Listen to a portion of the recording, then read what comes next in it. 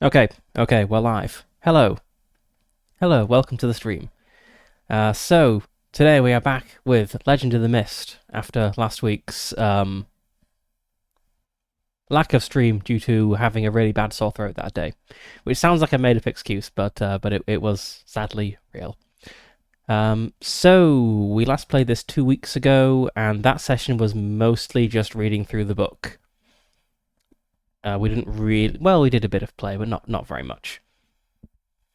So, let's start with a little bit of a recap and a summary, and then I've been thinking about this first adventure that we kind of set up last session between sessions, so I'll kind of run through what I've been thinking about that, and then we will get into it. So, what is Legend of the Mist? Legend of the Mist is as they describe it, a rustic fantasy role-playing game, which it kind of strikes me as very Ghibli-esque in like aesthetics. It's kind of fantasy that focuses on the small things, on like people, and I guess the scene that really comes to mind is in the Ghibli Howl's Moving Castle film, where Sophie is in the castle and she is making breakfast on the fire. And the fire is actually like an animate fire spirit thing, and it's a castle that walks around on legs. That is the home of a feared wizard, and there's like these really big, thick slices of bacon and this like table piled high with junk, and that's what it kind of feels like to me. That feels very rustic fancy to me, and the art kind of captures this as well, I think. So last time we introduced our character, Dynak. He is of indeterminate age. I think I said like maybe like 17, 18, something like that. He lives in a small village. This village is called Rungak, and all the villages around here are something Gak. He lives with his father, Oba. We've not introduced a mother. I think probably his mother is not in the picture.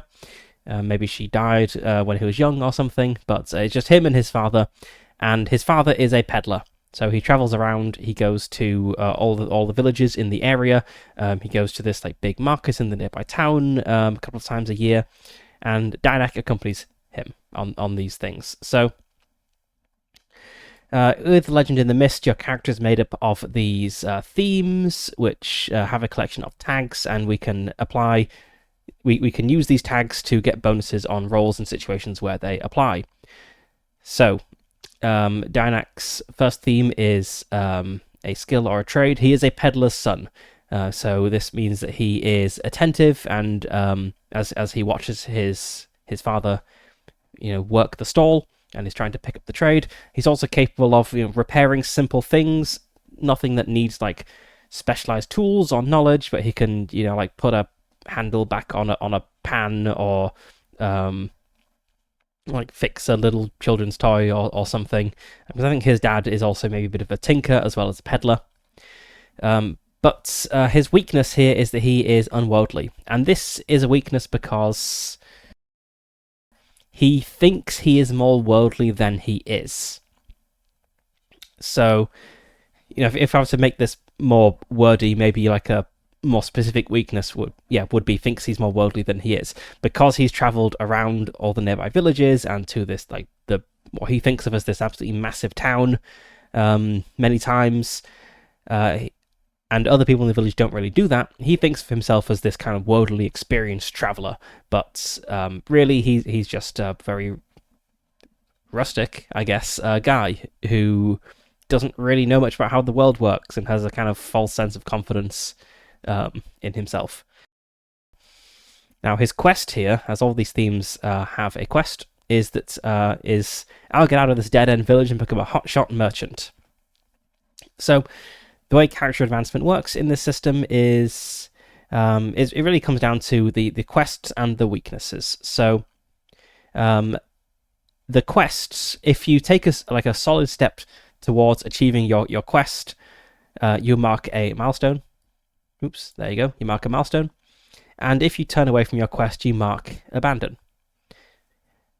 And I think we're going to end up abandoning this quest. I don't think this is a story about how Dynak becomes a hotshot merchant. So I think this is going to be abandoned, which means this theme will be replaced by something else as he leaves this aspect of his identity behind and becomes someone different.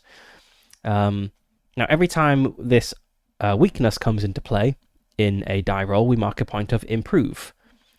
And eventually, maybe we'll be able to overcome this weakness, or otherwise improve. But that's the first one, Peddler Son, which, as I said, I think will go away. His next theme is a personality. He has a heart of gold.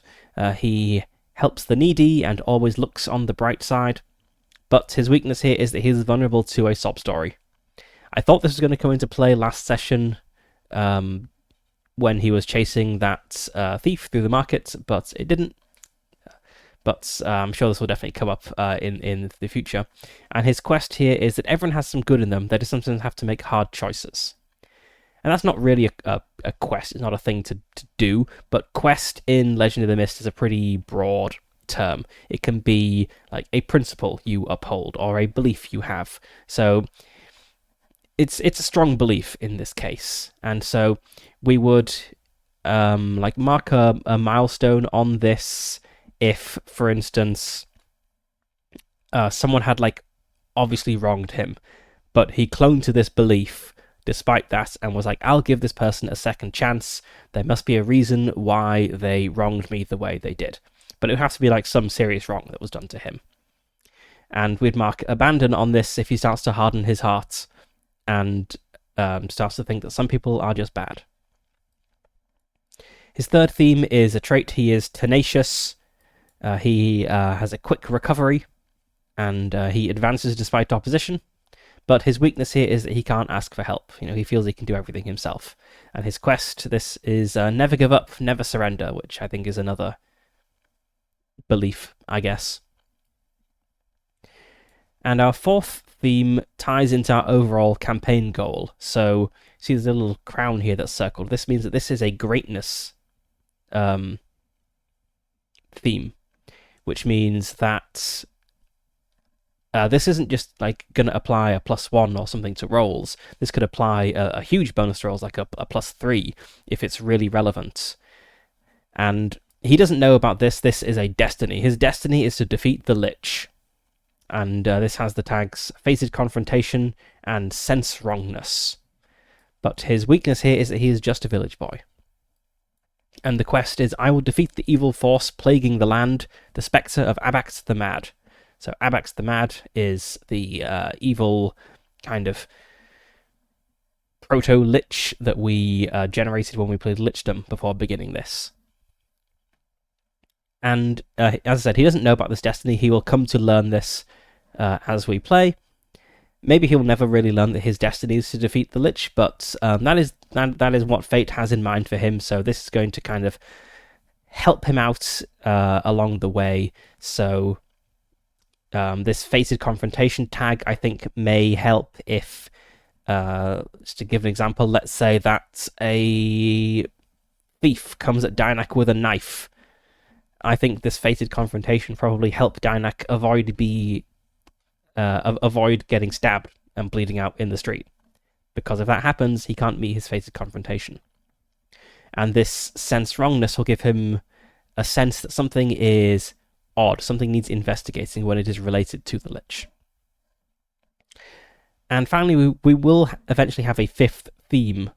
So characters normally only have 4 themes, but if you're playing solo, the game suggests that you have a companion theme as well. So I don't know who this companion will be yet.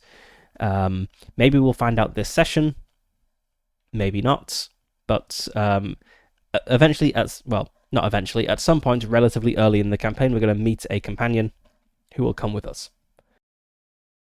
And they'll just kind of provide some more tags that we can use on our roles, because Dynak has a bunch of tags here across his 4 themes, but imagine if you're playing with a group, you might have 3 or 4 characters in the group, so that's a whole lot more tags. So having just an NPC companion who has 3 more power tags themselves will help even the playing field a little bit. So, to recap last time, we opened with Dynak and his father Oba at a market in the nearby town. We didn't name the town, but it's kind of like the large town in the area, and it has a market, I think, twice a year. I think I said it was around harvest time, so we probably have like one in like late spring, one in autumn, and it's where like all the peddlers from all the villages gather, like where the farmers go to sell off excess produce in the harvest season. There's probably like a livestock market there, like farming equipment for sale. People, I think, probably come in from further afield from like an actual city here as well. It's this big event. I think there's also like a festival as well. There's probably like games and competitions. It's a big thing in the local calendar, and Dynak and Oba were there, as they always are. And Dynak was Oba was mostly running the stall, and Dynak was kind of watching over like a little side table to get a bit of experience in the business. And he saw a girl trying to snatch something off the table. He chased her through the market, caused a bit of a scene with like knocking into people. Nearly got no, he did in fact get mugged. He had to hand over his money, and kind of went back to his father, a bit crestfallen. Then they returned to the village, and there I felt we should introduce our Lich storyline somehow. So what we arrived at by using the Oracle tables, with this amazing Oracle art from the book, is we came up with this situation. So the village elder is an old woman called Bevian, and she has an evil cursed necklace. I think people don't really know it's an evil cursed necklace. She just has it. I think she's got it relatively recently, like in the last several months. And the evil in this necklace is turning her paranoid and afraid of outsiders, convinced the outside world is full of dangers and corruption. She is discouraging people from traveling out of the village. She thinks Oba is probably like endangering Dynak by taking him out into this scary outside world. And she is winning over the villagers, or at least some of them, to her line of thinking. We determined that she felt a corruption before the market, so there was a bit of a confrontation when they got back. I think there's probably like a bit of a scene when they left to go off to the market. You know, Oba kind of leaving the village in his wagon with Dynak, and the elder Bevian like yelling curses after them after they went or something. But then they got back, and she was not happy at all. Dynak, his sense wrongness tag came into play here. He thinks that there's something wrong with the elder. He thinks she's suffering from some sort of sickness of the mind. Something has like changed her. She's not acting herself. He thinks there's something wrong with her. Oba, I don't really know what Oba thinks. Maybe Oba thinks she's just going senile.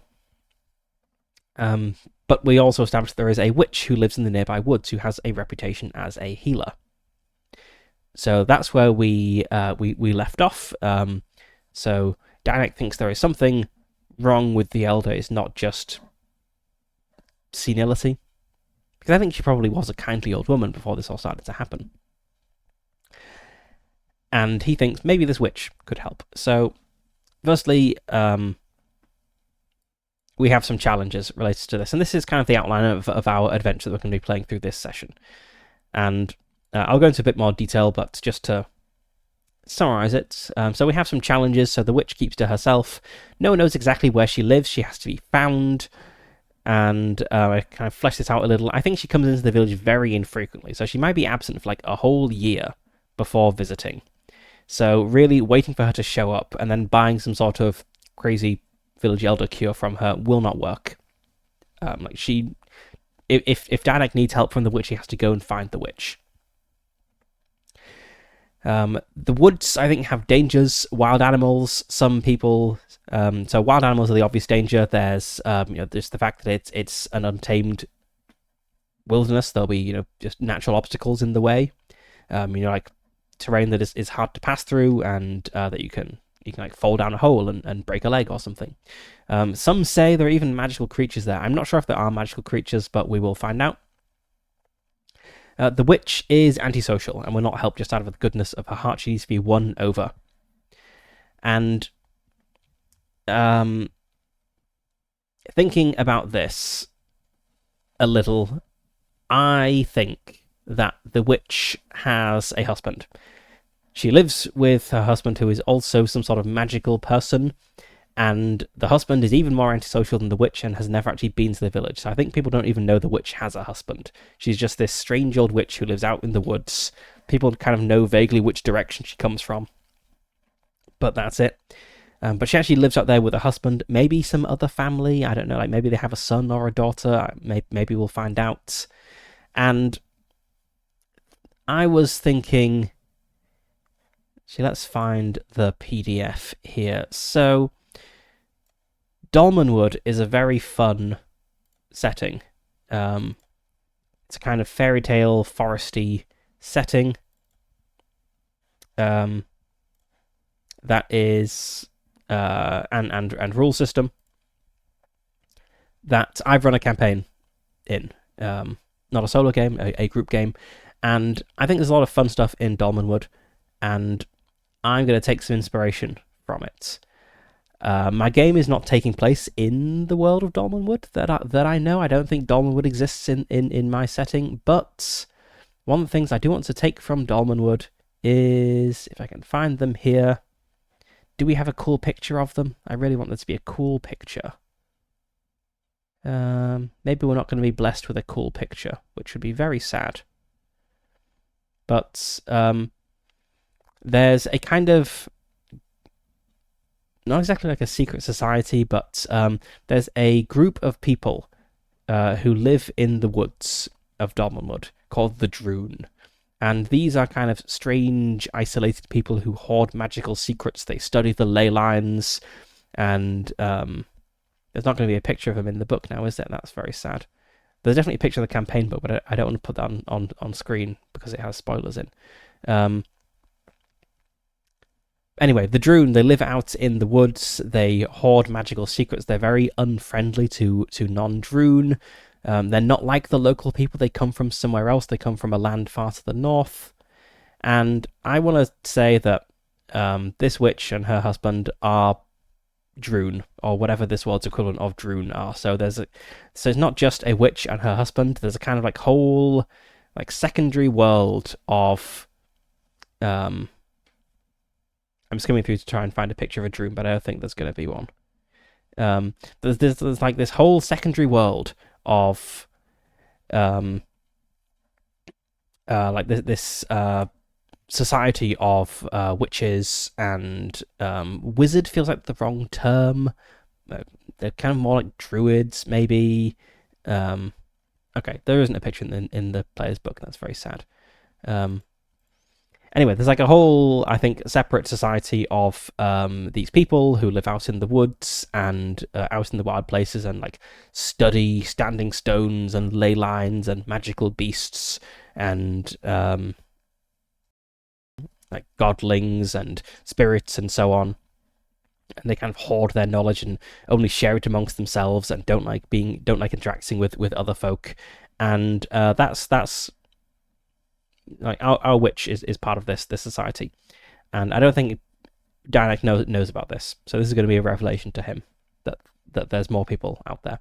It's also just a very fun world building thing. If there's more than just, if it's not just a strange old woman in the woods, if it's something else. So the witch has this kind of magical knowledge from this society she's in. I don't think she knows about Abax the Mad, because that would just be kind of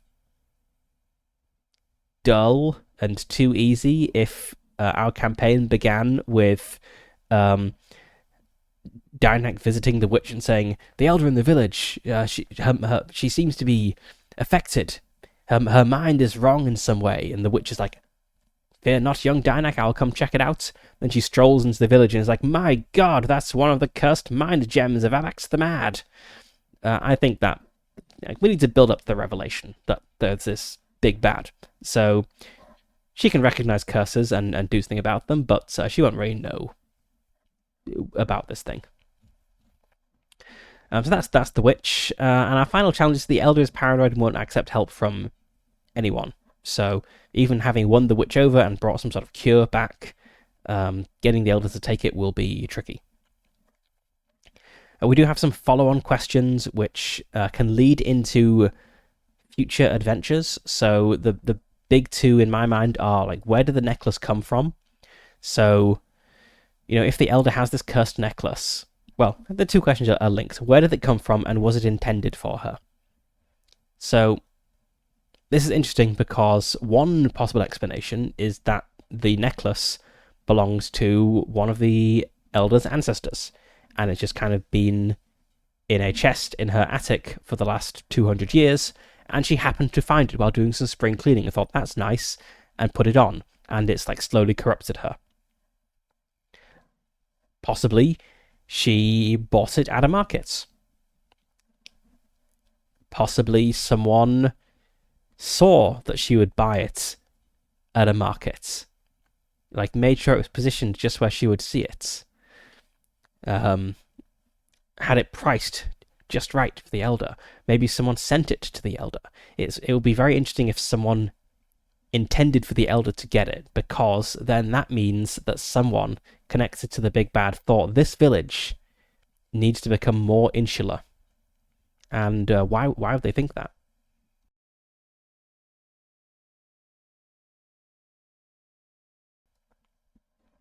But we don't know. I think we'll figure that out later. So I fleshed out this little adventure outline a little bit more between sessions, because something I wanted to do last time, but which I forgot to do, was to use the Action Grimoire, which is a huge collection of like challenges and consequences for different situations. So let's just look at a relevant one that's kind of interesting. Let's have a look at selling goods. This is what I intended to use last time and then forgot. So, I kind of resolved Dynak selling some goods by just making a roll. But there's a kind of whole description here of like how you could do that in a bit more detail if you want, with ideas, and you can take as much or as little from this as you want. So it's got suggestions of like tags you could use. It's here we've got like positive tags and negative tags that would affect things. We've got suggestions for what success could mean. We've got suggestions of consequences if it doesn't go well. And I think this book it's 103 pages of these. And I think it's great. And I want to try using some of these. Equally, we have the challenge oracle, or we have oracles in the book. So the main ones that we used last time are, we have the question oracle, where you can just roll a yes or no answer. And we have this interpretive question oracle, or we have kind of two interpretive question oracles, to get a more kind of like generic prompt. So we used these a bunch last session. We also have the conflict oracle, which is used for generating like a challenge on the fly.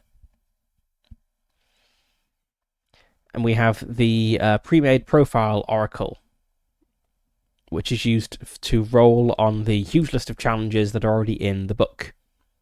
And then we have some guidance on how to put together challenges and stuff, and roll up consequences and so on.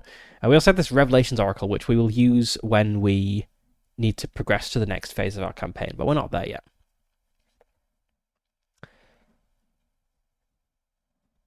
And just on that, let's just take a step back and talk about campaign structure. So, they say in solo play, prep is play, so let's talk about prep.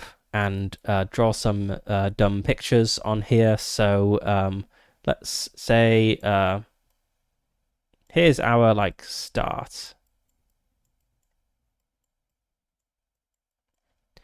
And at the end, we have our big bad, who is the Lich. Now, clearly, you could kind of just like resolve the whole campaign in a single roll, right? You could say, well, Dynak here, he has this destiny about defeating a Lich, so maybe we can just like resolve the whole campaign premise in a single roll. Like, does he defeat the Lich? That would be kind of dull and anticlimactic because we just have a single roll for a whole campaign. Maybe that would be fitting for some campaign types. Like if you're playing a game about gods and stuff, maybe defeating an ancient evil could be a single roll. But we're not doing that in this campaign. So the book has this like suggested, let's find the picture, like way of structuring campaigns, which they call it the Mountain. We proceed through 3 different acts, and these acts are connected by revelations. So to start with, we're on like the local scale. That's not how you spell local. There you go. And then, so you have like a few adventures, and then you move on to, they call it they have a mountain metaphor. They call it like lowland, slope, and peak. But you move from like a local scale to like a like regional scale. And then finally you have like a kind of truth.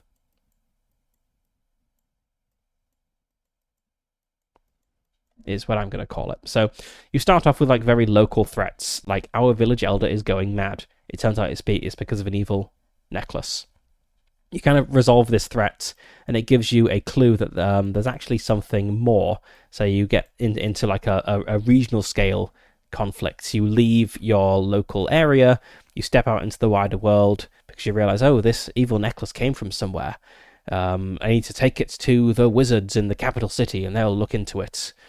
And then you go like have a grand adventure going to the capital city, and then in the capital city. So this circle is our capital city adventure. In the capital city, we realize someone consults a magic book and tells us, oh, this is actually a relic of Abax the Mad. You need to go kill that guy. And then that leads us, that reveals the overall truth. And we have to go deal with this like world-threatening threat. So we could resolve our campaign in like 3 rolls, 1 for each like tier of play. That would be dull as well. That's too anticlimactic still. So instead, we have like a bunch of adventures in each like tier, which provide clues that eventually lead us towards the truth. And so it's not really like a big jump from the local to the regional to the truth. We figure things out as we go. So I think this is just going to be like 1 local tier adventure dealing with our village. I think we'll probably do like maybe 3 village adventures of like different threats in different areas in the local place. Then we realize, maybe our village has this evil necklace in, and another village is having crop failures, and a third village is having strange deformed animals show up. And we like travel around all these things, and we realize there's something going on beyond the scope of any one village. We need to go get help from the outside, and then that leads us into the next tier of play. And we have like a few adventures there, and then we realize, oh my god, there's an evil lich. And this Revelations Oracle is how we'll what will help move us between these different tiers of play. So you can see like the Act 1 revelation is something like the hero's home is facing a never before seen danger, or let's see, the danger originates from a bigger threat to the hero's way of life. It's kind of very local scale things. Then Act 2 is all about the larger world and growth and that sort of thing, and a great danger. So in Act 1 we don't get any hint there's a great danger. There's just something beyond the local scope, but in Act 2 we learn, oh, there's some terrible danger in the wider world. And then in Act 3 is everything about the Great Danger and its agents. So this is going to be just the first of probably 3 adventures in our local scale.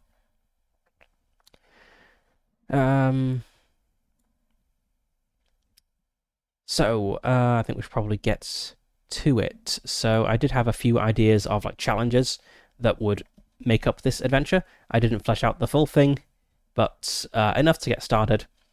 And so the first thing I think is we don't know where this witch is. You know, she's in the woods. The woods are pretty big. We could go out searching, but because I was looking at the action grimoire, I spotted there is a whole section on information gathering, and specifically asking around. The first example of which is ask around the village. So I think our first port of call is going to be asking around the village to see if anyone knows anything about where the witch might be found. I don't think anyone would know like where the witch lives, that the witch keeps to herself, but you know, maybe maybe an older village resident might be like, oh yes, 15 years back she brought she cured my wife's hairy tongue with a potion of golden marigolds, and golden marigolds only grow on in this particular bit of the forest, so she must be from near there. You know, something like that.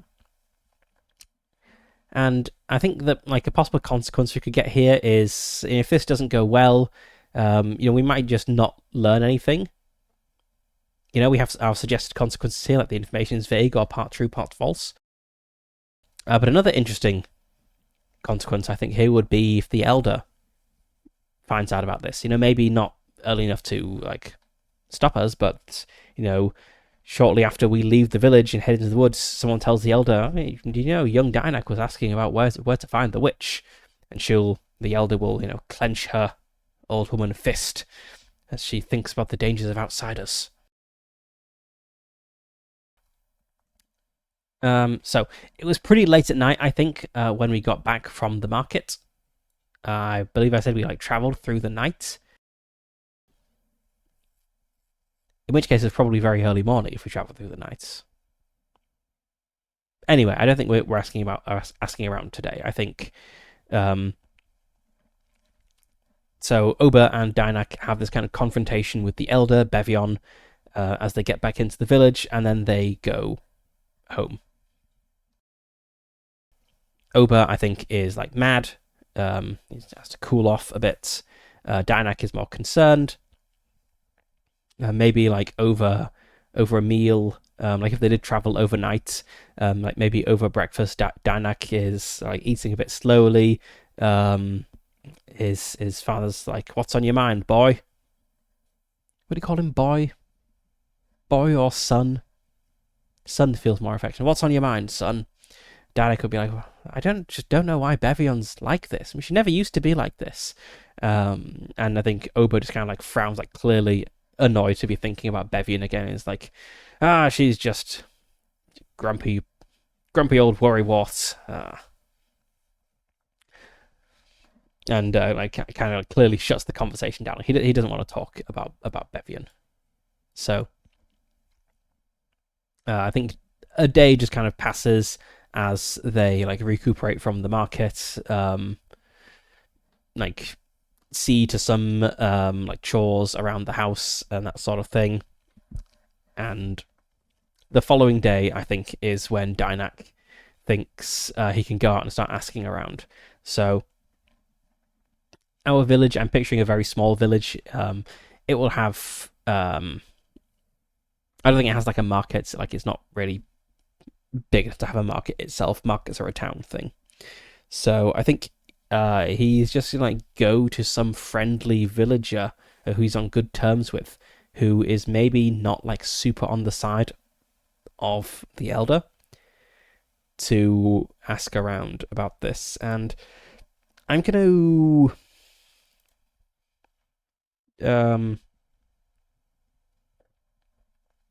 let's use this interpreter question oracle to see what sort of person we go to. Like these, like, it's not like a list of types of people, but if we roll like the lost sheep, for instance, maybe he goes talk to a shepherd or something. I think it'd be nice to introduce a few more NPCs, especially when it's still this very like local scale thing. 53, the Dead Knight. Okay, edit. I don't think there's like a knight here. That's a bit high class for this tiny village, but maybe there's like the village doesn't have like its own like police force or guard squad or anything, but maybe there's like maybe there's someone here who used to be like a guard for merchant caravans. So he is quite worldly himself, like he has come from elsewhere. Let's start noting this down.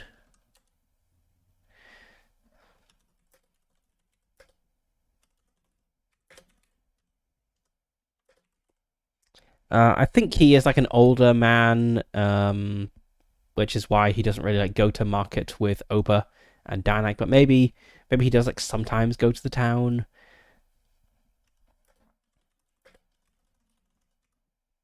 But I think Danak likes him because, he represents the outside world, the infinite possibilities. Let's give this guy a name. Let's roll on the Nomicon. So I've been using these Bretonnian personal names. I think we want a start and an ending. Okay, we have 97 and 6. Okay, Hugh.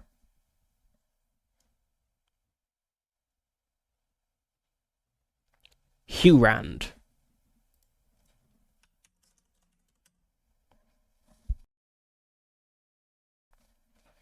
And what does Hughrand do? I don't have like a table of medieval professions. Let's say he looks after sheep. Sure, why not? Hughrand is now a shepherd.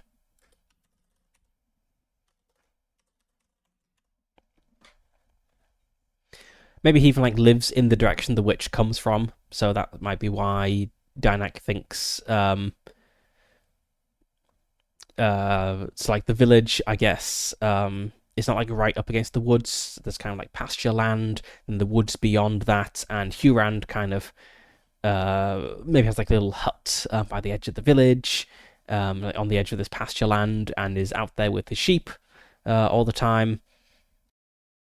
He of course has a dog. I don't think the Nomicon has a dog names table, which is very sad. Yeah.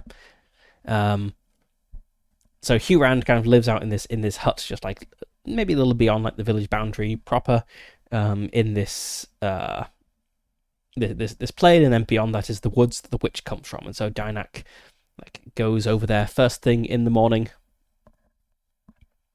and let's just have a look at his traits, remind ourselves of Danak's personality.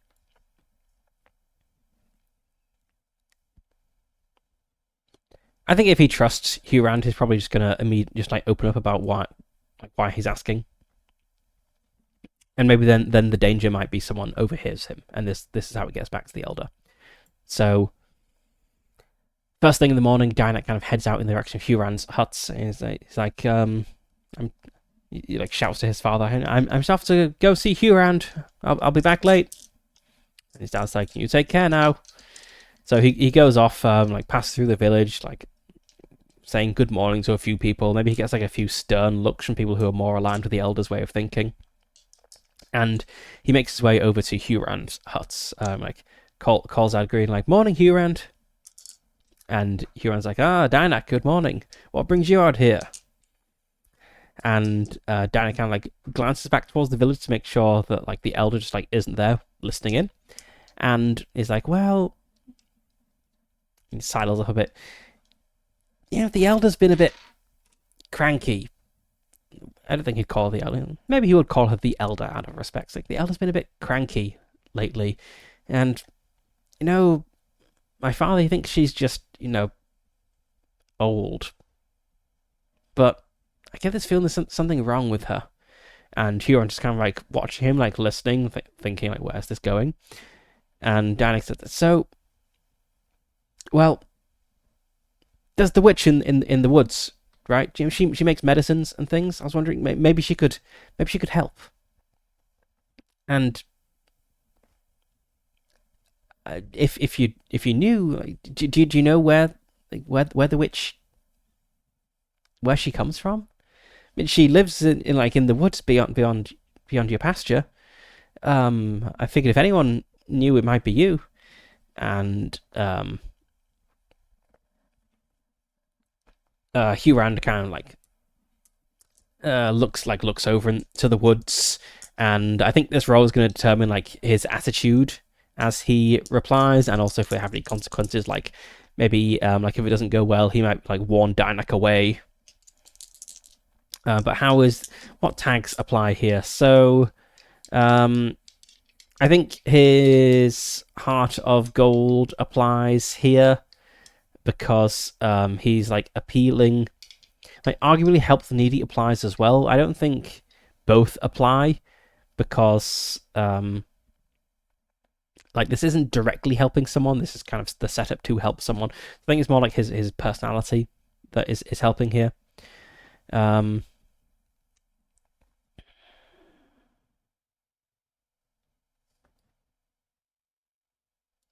Just wondering if can't ask for help might apply as a negative here, but I imagine that applies more to like physical things. Like I don't think asking for information counts as not being able to ask for help. I think like if he has to do something, he'll try to do it himself. But if he doesn't, like I think he can still recognize when he doesn't know what to do. So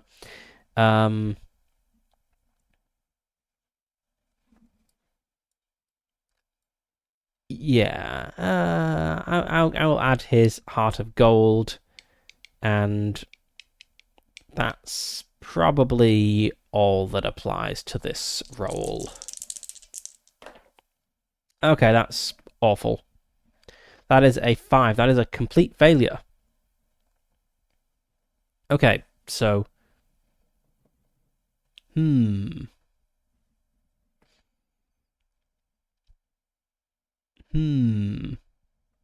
So I guess this means that I've forgotten his name already. Hurand does not know like where the witch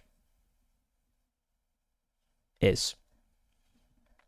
I don't think we can get any information from him from this, or maybe like he knows like a little bit, but not enough. I think he's kind of like, oh, sorry, Dan. I wish I could help. You're right. Bevion has something does seem wrong with her. But I just see the like I've seen the witch many times. This witch whose name we've not rolled up yet. But I just see her coming from the woods. I never tried to like follow her or anything. I'm afraid I can't help you. I think he like warns Danik about the danger. Like you shouldn't go in the woods looking for her. It's dangerous in there. She'll be back in the village. Eventually. Danik's like, but she might not be here for a year. Bevian needs help now. And so I think the consequence is that this gets back to the Elder. I think what happens is Hurand maybe Dynak is like, well, I'm going to go into the woods and I'll find her. I'm not coming back until I found her. And Huron just kind of like watches him like march off into the woods, and maybe he like talks about this in the village to someone. And is like, Dynak went marched off into the woods this morning looking for the witch. I tried to tell him it was dangerous, but he was just too headstrong. That's how he is. Maybe he's like talking to Oba about this, like they're kind of talking over like the garden fence, like outside like Oba and Dynak's little house, and like someone passing by overhears, and this eventually makes it back to the Elder. So let's have a tag. I think we can get rid of this broke tag now.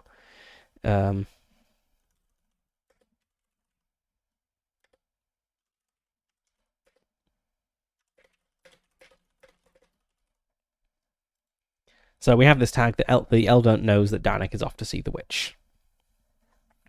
And I think this will affect his return to the village. Like, she might be waiting for him, or like suspicious of him when he comes to see her afterwards.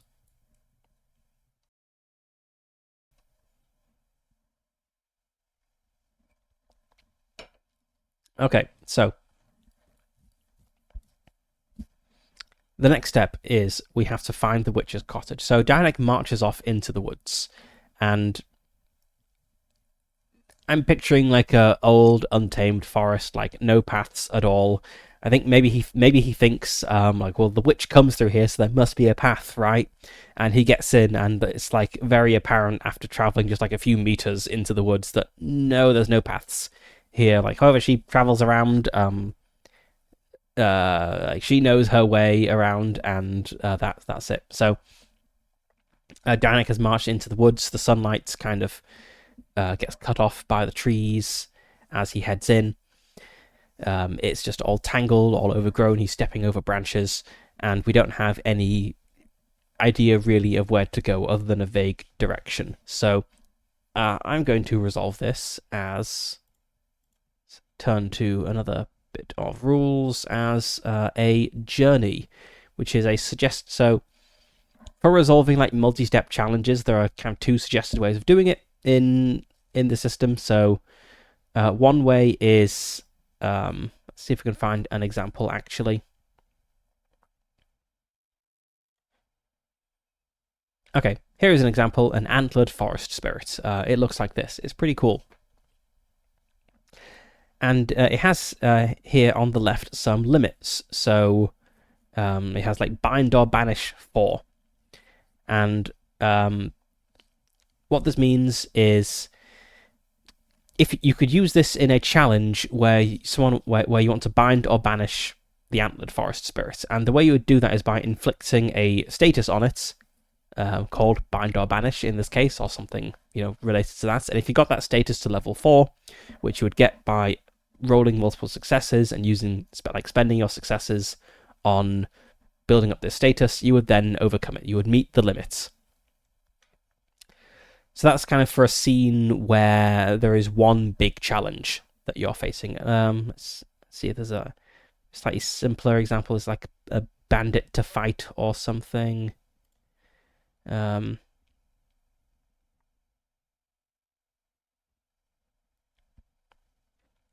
Yeah, okay, so we have a bombardier here who has a limit of harm 2. So say you're fighting this bombardier and you like manage to like get a good punch in, you might inflict harm 1 depending on like what the power on your roll was, and then you might need to make another roll or something to like boost your harm status on him, and once you got that to 2, you would have harmed him enough to drive him off to overcome this challenge. So that's kind of for like your boss fights or your things that really shouldn't be resolved in a single roll. The other way of doing multi-step challenges is what it calls a journey. And a journey is a sequence of like small challenges. So instead of trying to like inflict a status of like harm 2 or bind or banish 4 upon the enemy, you instead have like 4 short scenes, each of which is resolved with a single roll. And that's how you do it. So there's a bunch of these suggested journeys and vignettes in the book. It suggests that a journey should be between 1 and 6 steps. You could roll to determine randomly, but I just arbitrarily picked that our journey is going to be 4 steps. So there's going to be like 4 mini challenges we have to overcome to get through the forest. And I've not like picked out the challenges in advance. We're going to roll for what they are. And I think there's 2 things we're going to look at. So we have the pre-made profile oracle for In the Wilds, which is this 24 to 26 category here. So we'll just, look at this. And we also have, in the action grimoire, we have a relevant thing as well. So, we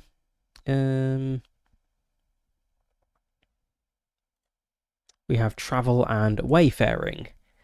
So this would also be appropriate if you want to like resolve the whole journey in a single step, but I think it makes sense to use as kind of like a sub step. So let's set the scene. Dynak, so he got up first thing in the morning, which, since he's a villager, that's probably like sunrise. He's probably got up at like 6 a.m. And he went off to talk to this Hurand, who is an older man. He now works as a shepherd, but he was once a caravan guard in his youth. He comes from outside the village. And maybe Diana kind of has a bit of a bond with him because of this. You know, he represents the wider world. And unfortunately, Hurand did not know anything about where the witch lives other than in the forest. So Danek's like, I don't need your help. I can find the witch myself. And he marches off into the trees and very quickly is surrounded by this like pathless wilderness. So I think to begin with, we are going to try to find any sort of track, any sort of landmark. I think this travel and wayfaring thing, action, whatever you call this, is the appropriate thing to do here. So the outcome of this will hopefully be finding something that we can then latch onto to help with our navigation. So do we have anything that helps with navigation at all here? He is attentive. That could help. And he is tenacious. I don't think anything in his destiny applies here. I don't think his good personality applies here. But being attentive, being tenacious, advancing despite opposition, I think those all kind of fit. So let's roll 2d6 plus 3 and see how we do. And what I would like to do on this is succeed and get like a story tag representing like that we found a path or something that will then give us a bonus on future rolls to overcome obstacles. That is a 9 overall, which is a mixed success, I believe. Let me just double check that. Pretty sure a 9 is still the mixed success. I think it's 10 plus is the full success. Yes, 7 to 9, success and consequence. So it is a success. So we have found, well, let's see, what are the suggested successes? You've made it to the next major stop on your journey. You have discovered the major steps on where to go. You have you give yourself a tag like knows the way. You are no longer lost. Actually, I guess I should also have put a penalty on this of like a negative story tag of trackless forest. So it was actually an 8. As that would have applied as a penalty. So, okay, we have a mixed success. So I think we have found some sort of track or path. So we can cancel out this trackless forest tag. But we have a consequence. So let's see what the consequences, suggested consequences are, and then set a scene. So you grow exhausted. Equipment gets damaged or lost. Get injured in some way. Diseased. Run out of supplies. Let's have a look. We've also got our consequence oracle here.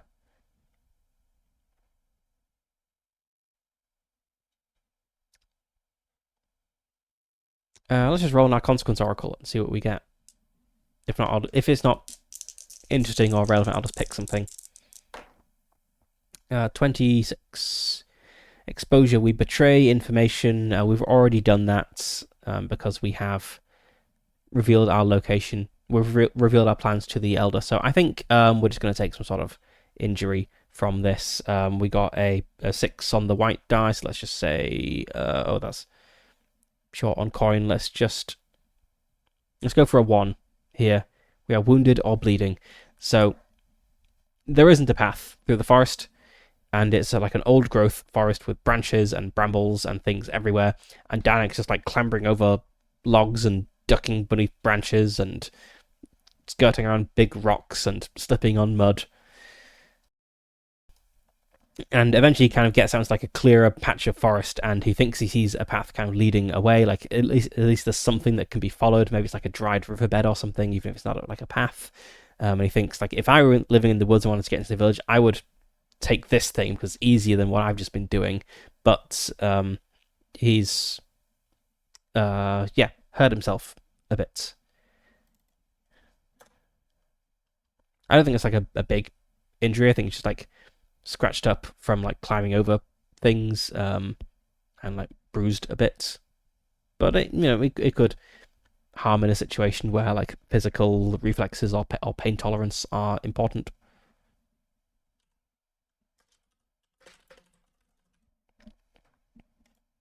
So we have this as a negative story tag.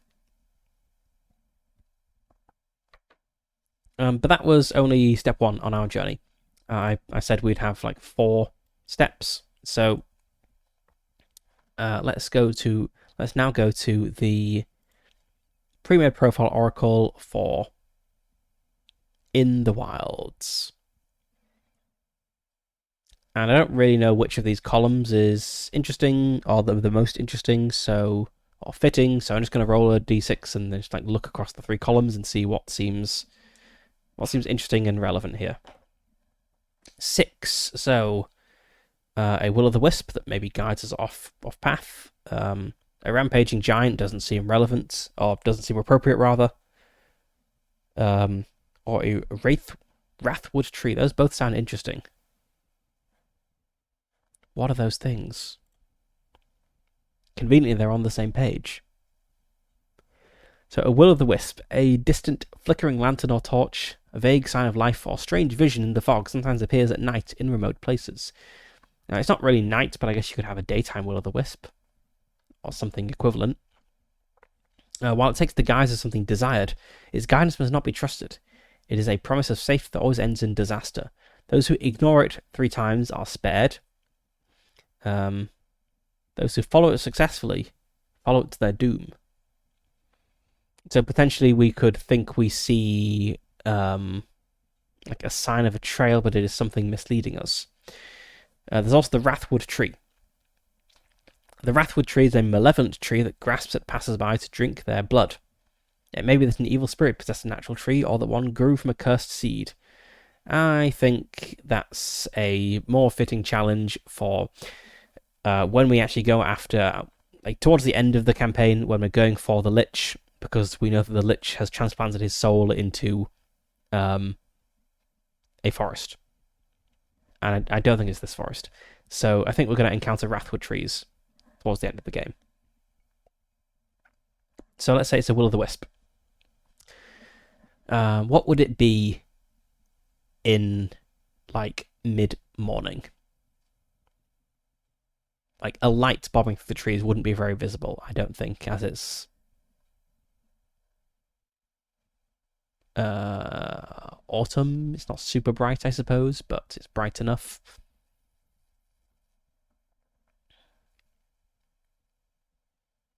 Maybe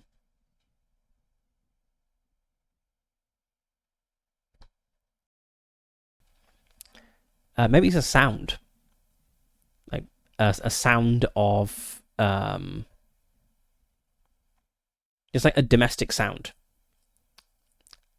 Like a door opening, or someone beating their laundry to dry it, or something like that sounds like there is a nearby house.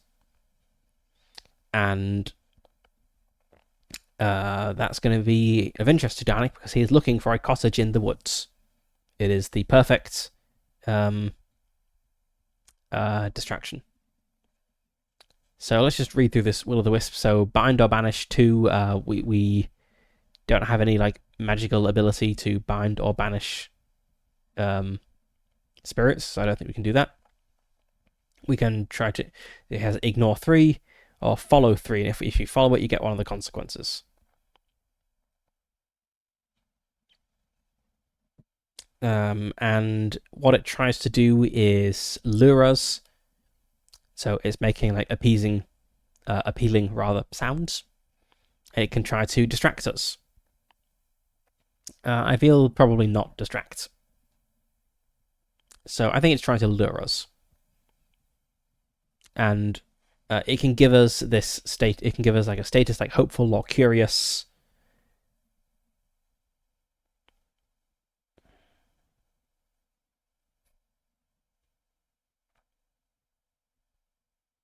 Okay.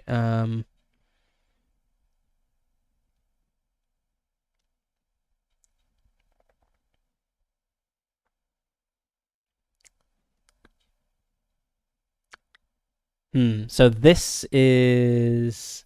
So I guess so it doesn't like directly inflict a consequence on us that makes us follow it. Follow is a limit on the Will o' the Wisp itself. So in a group game, the way this would work is the GM would describe something like appealing to the players, like you're traveling through the marsh and you see the sign of a lantern off in the distance, and the players would say, I want to follow it, and then they would roll to see if they can follow it. But in a solo game, I know that following it is a bad idea. So I kind of have to rely on... Like, I can't deceive myself. I can't forget that it is a Will o' the Wisp. So I need to rely on my character's traits and tags to think about what would Dynak do here. And I think... actually, I think because he is unworldly and just a village boy, he's probably not really experiencing this sort of thing. He probably doesn't know that there are like creatures, spirits in the woods that will make appealing sounds to try to bring you to your doom. So I think he's just gonna try to follow it.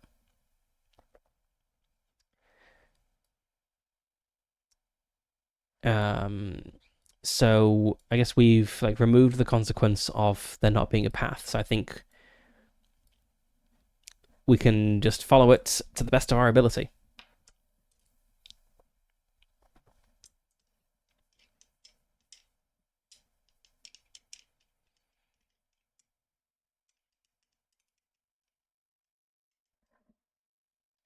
I was thinking, how would Dynak be able to tell that it's not what it seems?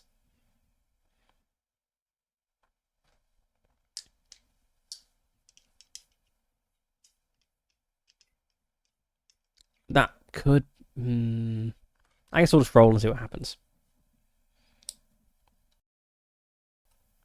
So he's going to try to follow it. I don't think...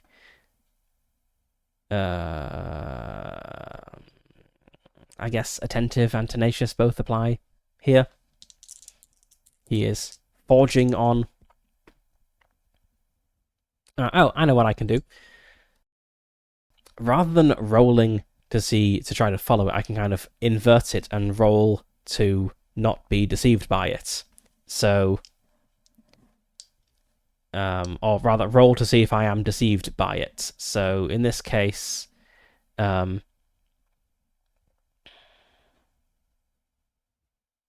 think probably attentive is like a positive tag, and unworldly and I feel like unworldly and just a village boy kind of... yes, for negative status you only apply the worst negative. Okay, so I think we're going to get a +1 from attentive and a -3 from unworldly, so a -2 overall, and success will mean that he is success will mean that he kind of sees an inconsistency or something, whereas a failure will mean that he is taken in by this and will just kind of follow it. That is a failure. That's a 4. That is a complete failure. So he is, I think, very taken in by this. And so I don't think we need to like bother rolling to see like how well he follows it. I think he just follows it to the best of his ability.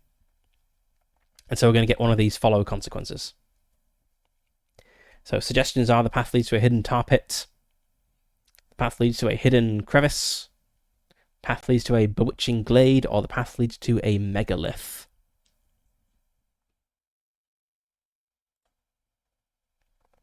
Do we have a cool picture of a megalith? Oh, that's sad. I do like a picture of a megalith.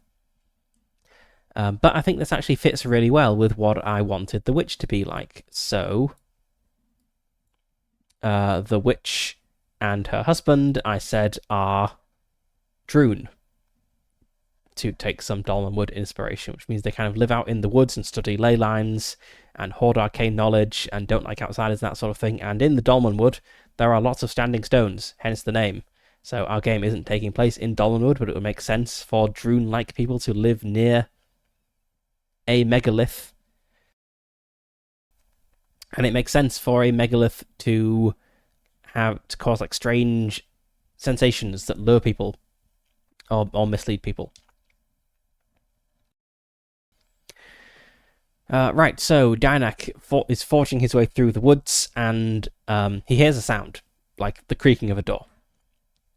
And he stops and listens. Then he hears maybe like the jingling of a bell or something. And at this point, he's kind of made his way out of the thickest part of the woods, and he's on like a dry riverbed or stream bed or something.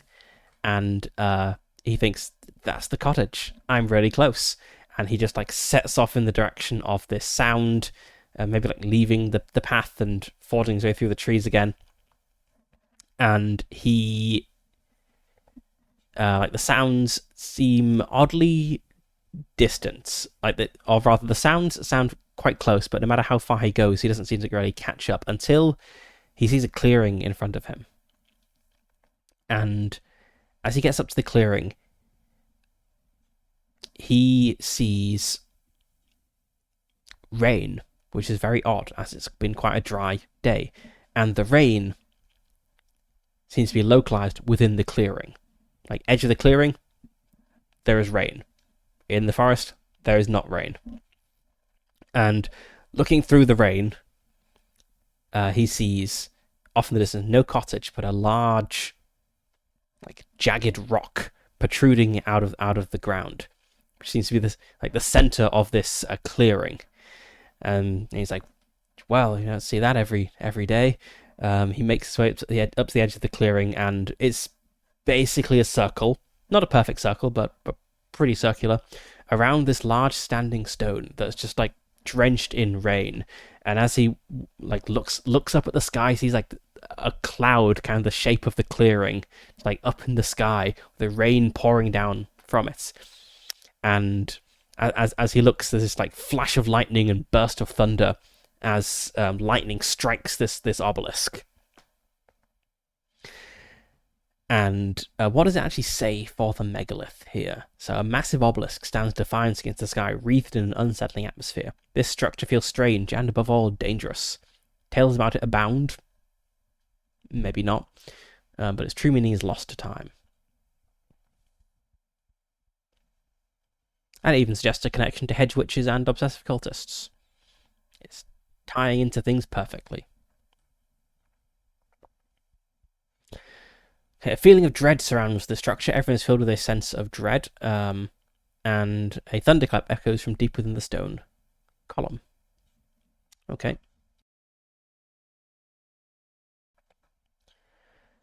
I don't think this is a challenge that we can overcome, as we're not magical people. So we just see this thing, and I think is Dynak a curious person?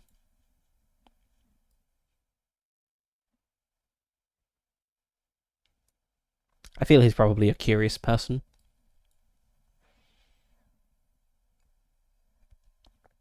he's going to advance into the clearing to go try and like check this thing out. And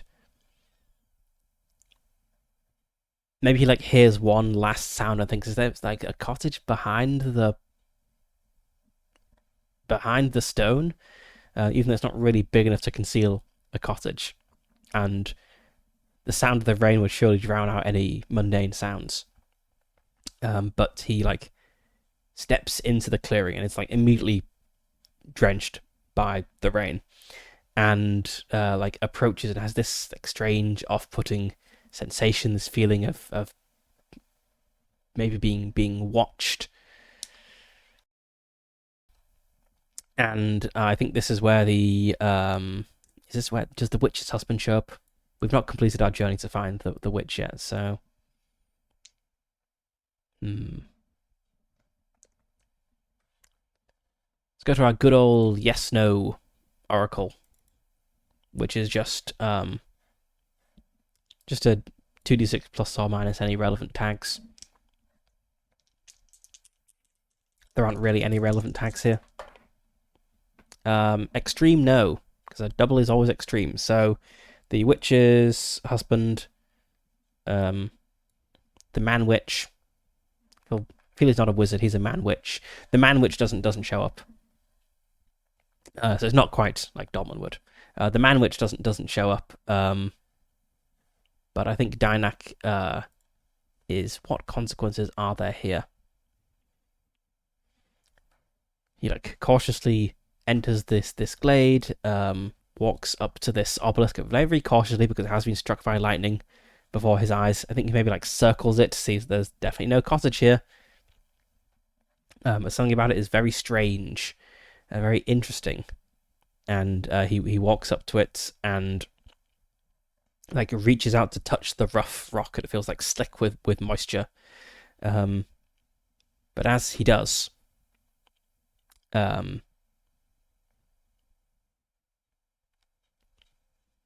it's like when he touches it, it doesn't feel hot, but he feels a kind of like burning sensation on the palm of his hand where he touches it. He like pulls his hand back and sees that it's not like it's not like it actually burned him, but I think it's done something kind of similar to like that. Like the palm of his hand looks burned, but it doesn't feel hot, and it kind of fades away as soon as he withdraws his hand from the stone.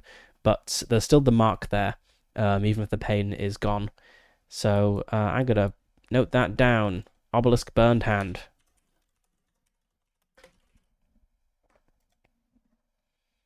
And I think at that he kind of like backs away from the obelisk like fearfully, and like hurries back into the woods, like looking over his shoulder at it nervously. This just big rock protruding into the sky, this unnatural patch of rain, and tries to find his way through the woods again. So this, I think, this may come in handy when talking to the witch if she and her husband are indeed obelisk fans.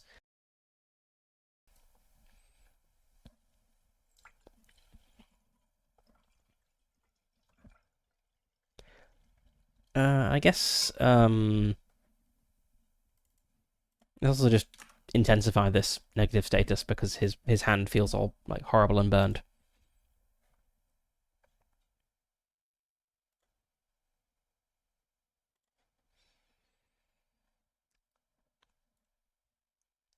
So back in the woods, wet, probably drying in the morning sun, but a bit uncomfortably cold.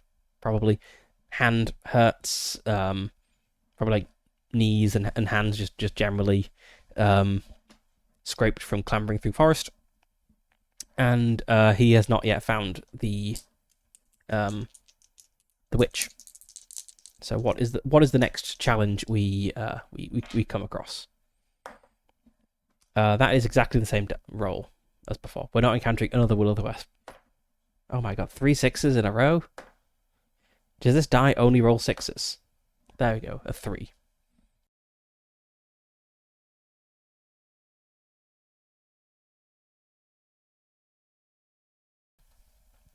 Our options are a fabled bird of prey, a bloodthirsty reaver. I feel the persons and people column isn't really appropriate for this jaunt through the woods, or an echoing cavern. None of those really apply. Let's go look at the dark forest suggestions, and we'll just pick something here.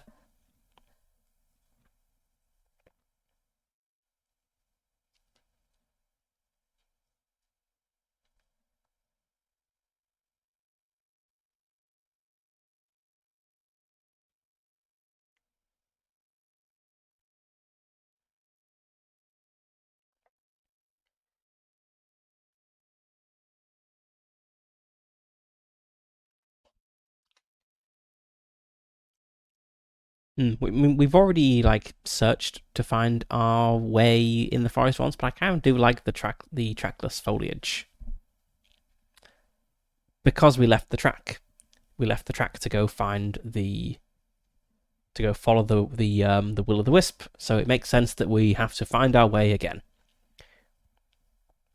So we try to head back the way we came because we were on something of a path. We thought we were heading in the right direction, and then we got distracted by this sound. But how do we find our way back? There isn't a path. We left the path. So we're trying to retrace our footsteps, and I guess this is going to rely on us being attentive. I don't think anything else really applies to retracing our steps. Maybe we need a companion who's good at navigating. That could be useful here. 6, 7 is a mixed success, so we do manage to retrace our steps back to the this like dried up stream bed that we were following before. But I think it probably takes just like a really long time. So like we're not lost or misled. We just wander around for a long time, which could play into the Elder knowing where knowing that Dynak is off to see the witch. I think we were kind of hoping to go find the witch, get some sort of evil old woman cure, return, fix the Elder, everything's okay. Village can go back to how it was before, but. The Elder knows who snuck off into the woods, and we're going to get back like really late in the day. So she will have had time to stand at the woods looking sternly after us or something. We've, completely lost the chance to like catch her unawares, I guess.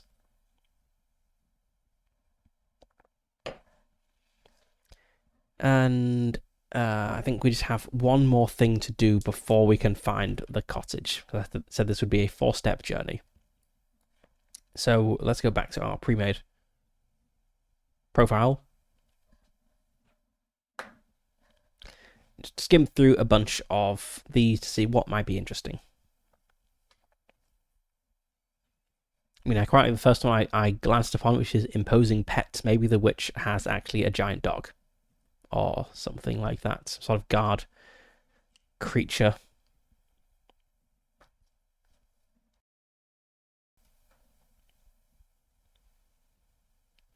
What is a mouldering jack?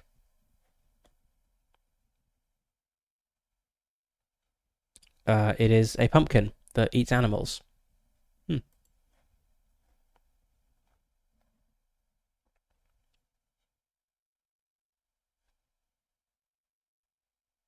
A grabbing gnome.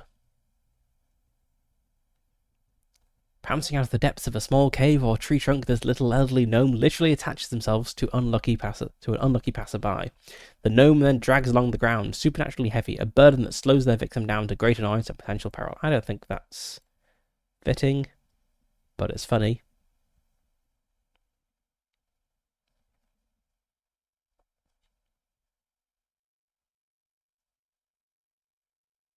Yeah, I'm kind of leaning towards the imposing pets.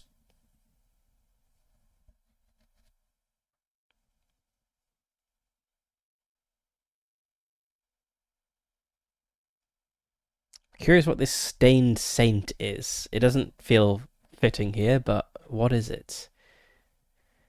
An animated amalgam of stained glass, fused in the likeness of an angelic winged knight. Huh, okay. I assumed it would be like a living saint who is like a holy man who is having a bit of difficulty staying on the path of good, hence like stained, like morally. But no, this is a stained glass saint. Okay, anyway, let's go find the imposing pets.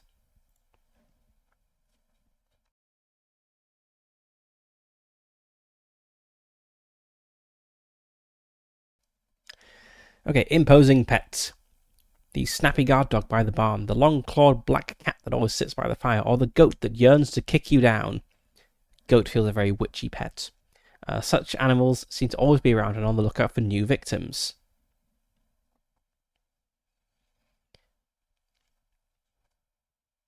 It might watch us threateningly, chase us, or attack us. I like the idea of a goat. Just like a really mean goat.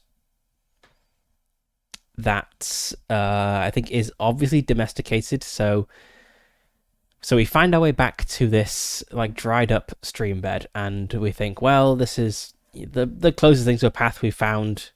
I'm gonna go along this path, and because if I were a witch, I would have my house by something that at least approximates at a path. So he makes his way along this path. It takes a really long time, and after a while, he's not seen a cottage yet, but he sees a goat just like grazing on the grass, and he's like, "That's an odd thing to see in the forest. Goats are semi-domesticated. Did it get?" He's like, "Hey, did you get lost from Huron's flock?" The goat like raises its head and looks at him, and it's got like a bell around his neck. And it's like not the sort of bell that Huron uses. So it's like, this is like someone's goat, but it's not Huron's goat. It's like, hey, do you belong to the witch? Why am I talking to a goat? The goat just like watches him, like narrows its eyes. It's a mean goat. I think it takes like a threatening step forward, like into the stream bed, like a hoof, like clacks against the stones.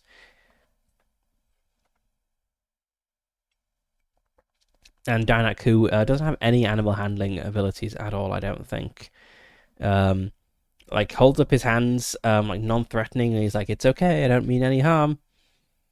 But I think it's just like an inherently mean goat. So it just like lowers its head and charges, like hooves clattering down the stream bed, and Danny is kind of like going to kind of like try to dive out of the way without hurting himself.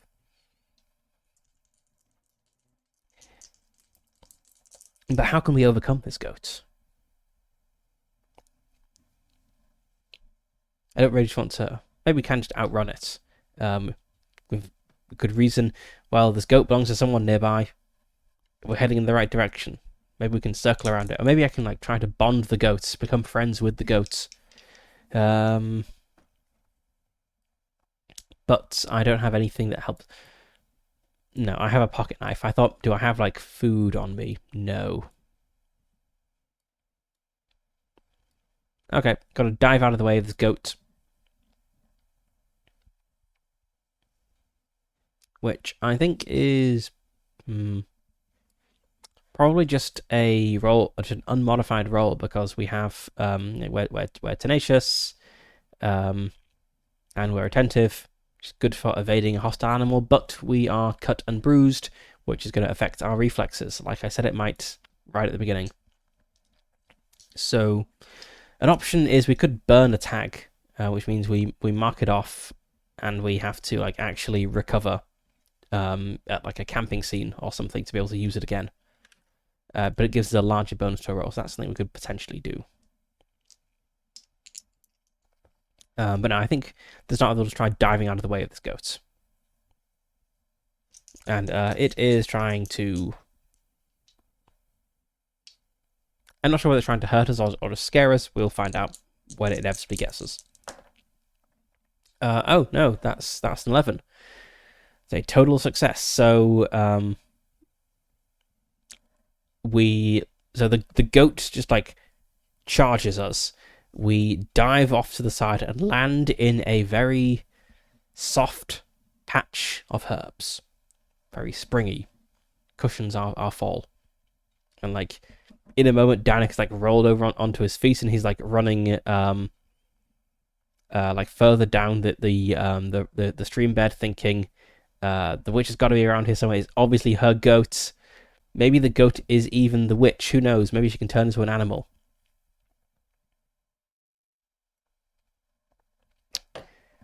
So that's going to be 1 on the outrun, but now the goat is like chasing us in earnest. We could try outrunning it more.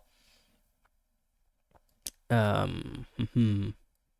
we don't have any relevant tags to outrunning a goat or outrunning things, so it's going to take it's going to take 2 more successes to like fully outrun it. We could try scaring it.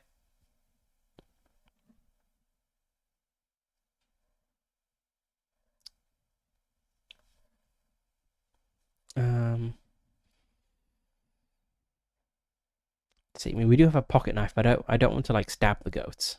So that's not a good person thing to do. Stabbing someone else's goats.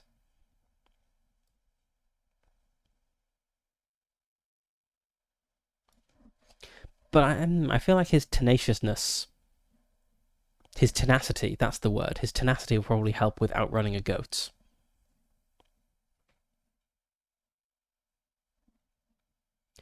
And his quick recovery and advancing despite opposition might help to like cancel out him feeling bad for being cut and bruised. So yeah, he's gonna try to outrun the goat. 7, 8. Mixed success. Okay, so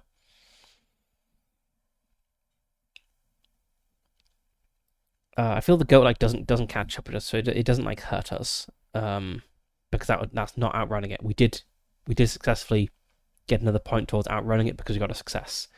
It could put fear into us. It could break or snatch something, or we lose something. So we could potentially lose our pocket knife. But I don't think we have it in our hand. So I think we're just like sprinting, like down this riverbed, and the goat was just like charging us. I think we're probably scared. Let's put scared 1 here. This is like animal chasing us with murderous intent. And I think we like see a cottage through the trees, and Danik's like, "It's the witch's cottage! Oh my god, I'm nearly there! Just help! Help!" No, he's not calling out for help because he can't ask for help. Yeah, he sees the cottage and he's like, "I just got to make it there, nearly there." So I think this next roll he will make it to the cottage, but maybe the goat will hurt him on the way. That's a 7. That's another like mixed. So I think he like runs like along the riverbed and sees this cottage, and he like, so what I'm picturing here is that like the riverbed is kind of like running like in this direction, and there's like a cottage like off to the side here. We got Dynak going this way, and the goat following him. And like as he kind of like runs along and is like getting level with the cottage, just kind of like peels off to the cottage to get away from the goats. And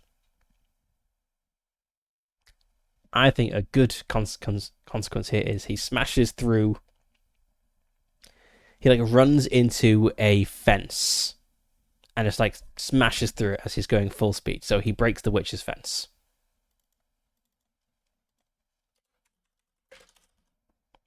which is not going to help endear her to him.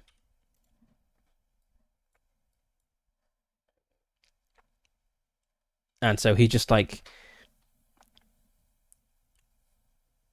peels off towards the cottage, doesn't see this fence in time, like smashes through it, falls onto the ground, and the goat just kind of like stops behind him and looking at him on the ground with like a satisfied expression on its face.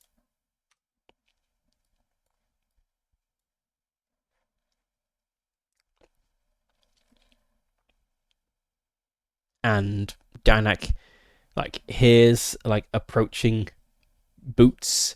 Just kind of like looks up off the ground, like sees some boots, and just kind of like raises his eyes up. And atop the boots there are legs, and the legs are attached to the body, and the body has a head on top of it, and it is the head of the witch. Um, and he's like got fence paneling like on the ground next to him. And he's like, sorry. And I think that is a good point for a short break to refill my drink. So I will be back as we're about halfway into the stream. I will be back in a few minutes.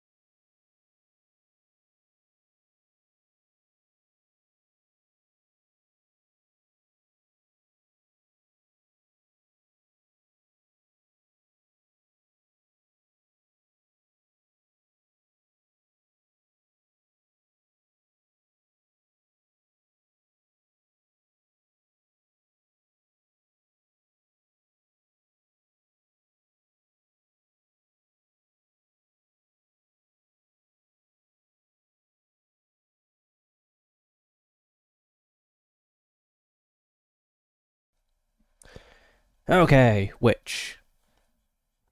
I think we need a name for this witch. And if this witch... I want to know two things. I want to know the name of the witch and whether her husband is also home. Let's roll for husband presence. That is a 7, which is like a mixed. So maybe he's not home, but he's on his way or something. Yeah. Oh, I also wondered, did the witch have more family? 7. That is also mixed. So...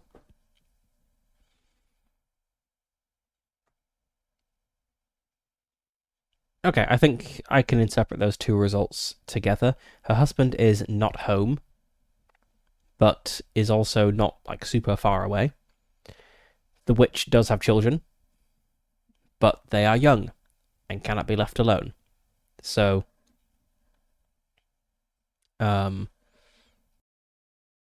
if Dianak wants the witch to come to the village to help the elder, time has to pass for the husband to get back to look after the children or something. But I need a name for this witch. And I've said that the witch and her husband, the witch and the witchband, the man witch, are from a different culture. So they're not gonna have Brittonic or Bretonian rather names. They're gonna have something else. Let's see, what have we got? Do we have Celtic Gaelic? That could fit.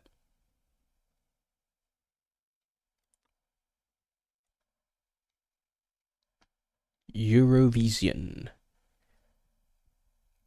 Generically European.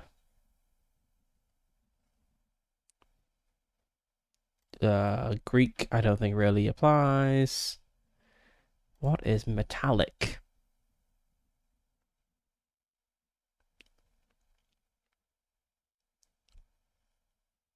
Yeah, this would have been a good naming convention for Abact, the Mad, maybe.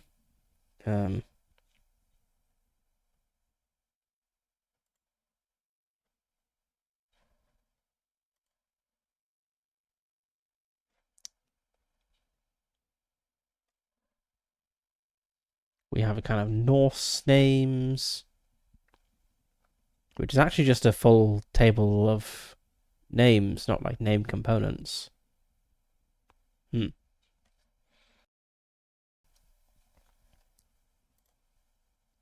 Russian-like, which is also just a list of names. I'm not really a fan of just like having lists of names in these tables. I feel like tables that generate names are more fun.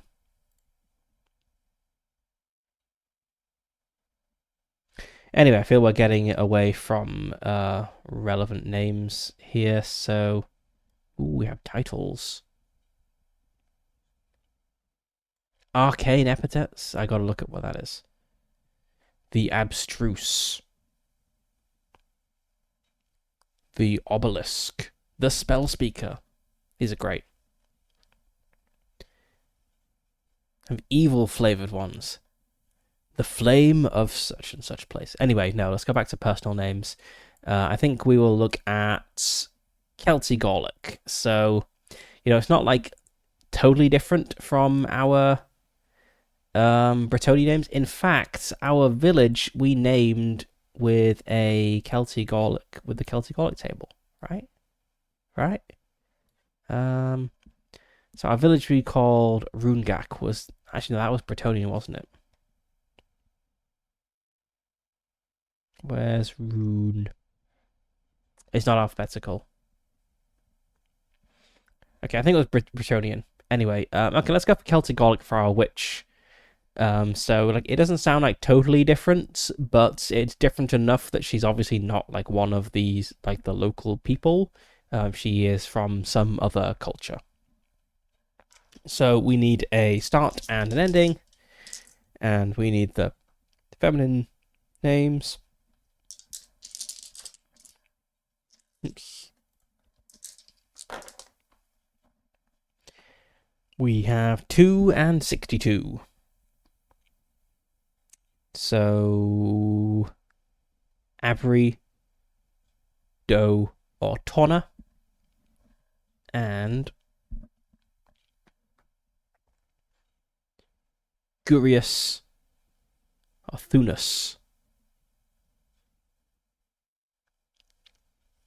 Gurius, Thunus. Gurius, Thunus. Oh, I'm on masculine. I scrolled in the wrong direction. Okay. 2. Or matter. So the masculine names, you have 3 starts and 2 endings. The feminine, we have 2 starts and 3 endings. Okay. 2 and 62.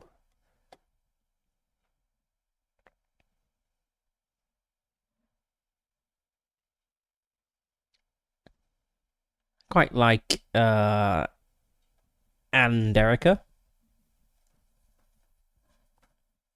for our witch.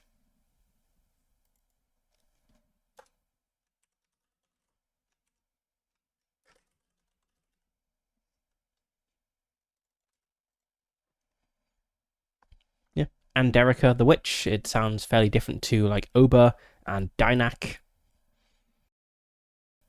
but not like totally off. It's not like Abact or something.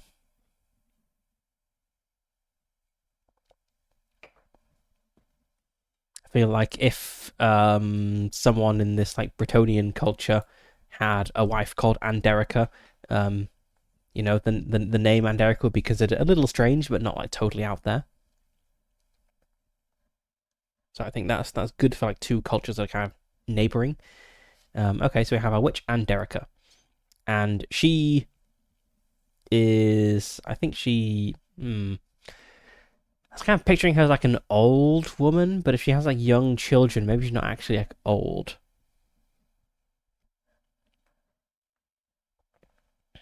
I mean, she could be in her like 50s, maybe, depending on how young the young children are. I suppose she also travels into the village from time to time, so she's not so old she can't make her way through the woods. Okay, let's say she's in her like mid 40s to mid 50s, something like that.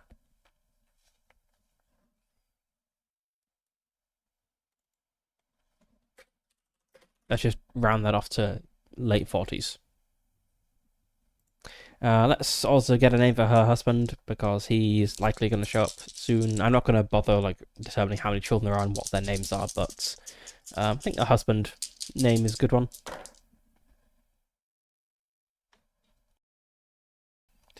3 and 65. Wow, I'm really getting names of that sort. Dumb no. 2.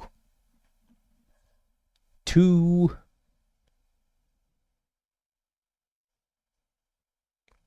Tutractus. Tulagny? I think Tulagny sounds better than Tutractus.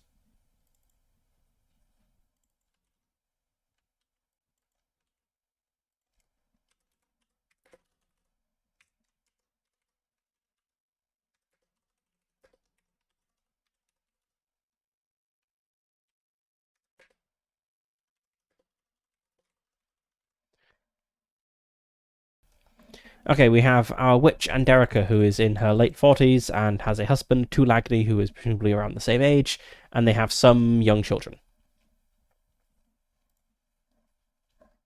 And so Dynak smashes through the fence, and the witch is like out in the garden or something. Like she's got herbs, I guess. Witches grow herbs, right? That's what they do. And so she just sees him like smash through this fence, fall onto the ground, chased by the goats, and he's like looks up and is like, sorry. Now the witch, we've already established is antisocial and not help out of the goodness of our heart. She needs to be won over, and I don't really know what the witch wants.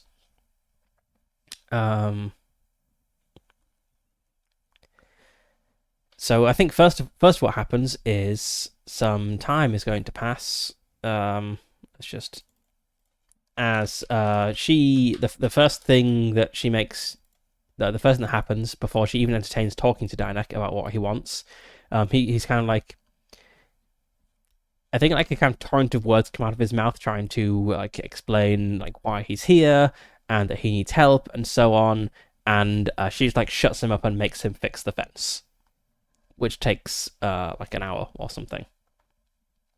So time is passing. It might even be too late at this point to get back to the village today. She probably won't let him stay. So she makes him fix the fence.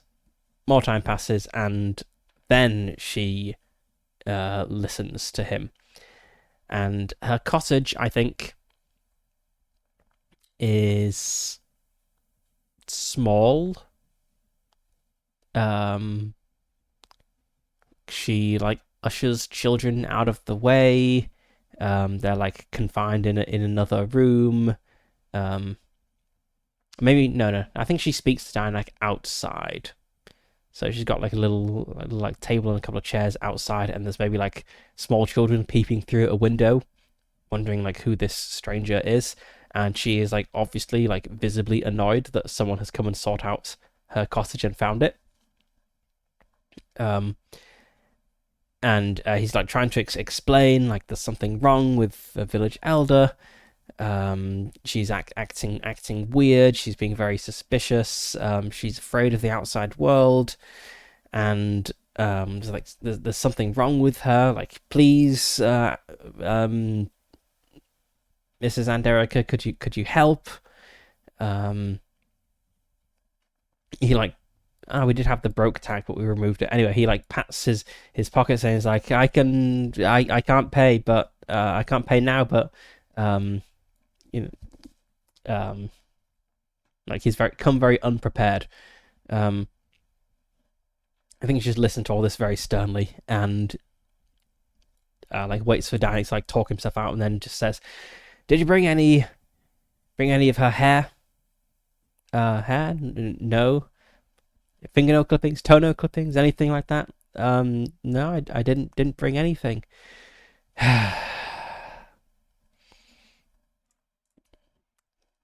It explains that you can't just like magic someone from a distance. You need something. And Dinek's like, "I'm sorry, I didn't know. I thought you have like a medicine or something." And she explains or says that it sounds like, from what Dinek has said, if she can trust what he's said, his perceptions, his feeling that something is off, it sounds like not just a sickness, but possibly a curse. Dinek is not very familiar with magic. Like a curse, something magic, which is like, yes, something magic. Can you help? Like, that's fine. I was asking for the hair and the toenail clippings. Without those, I'll have to come into the village and see her. And it's getting late now. And I think she's gonna want something doing before just agreeing to this. So I didn't have like an idea in mind of what she wants, but I think it will be nice if it is somehow tied into whatever the next adventure is going to be. So something to do with like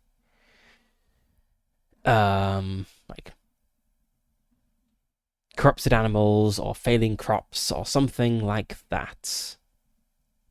But I don't really know. So I'm going to go to my interpretive questions oracle and see if this can give me some inspiration. Because I don't think she'll just help out of the goodness of her heart.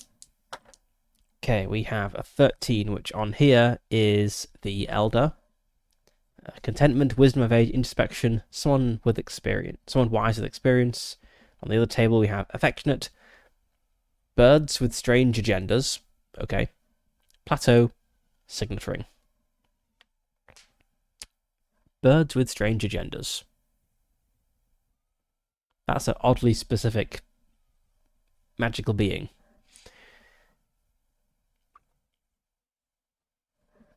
Hmm.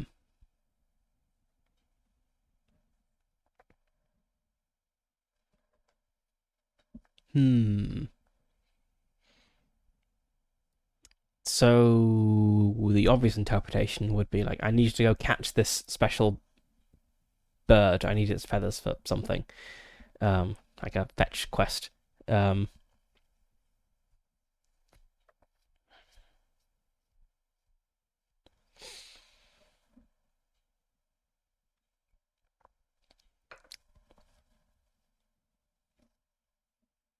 I guess that works. There is actually an interesting encounter in here. Let's turn to another. Get my other copy of the book open. There is an interesting like bird encounter here.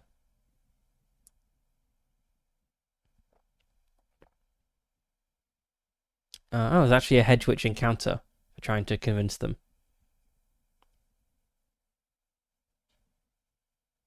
Oh, interesting.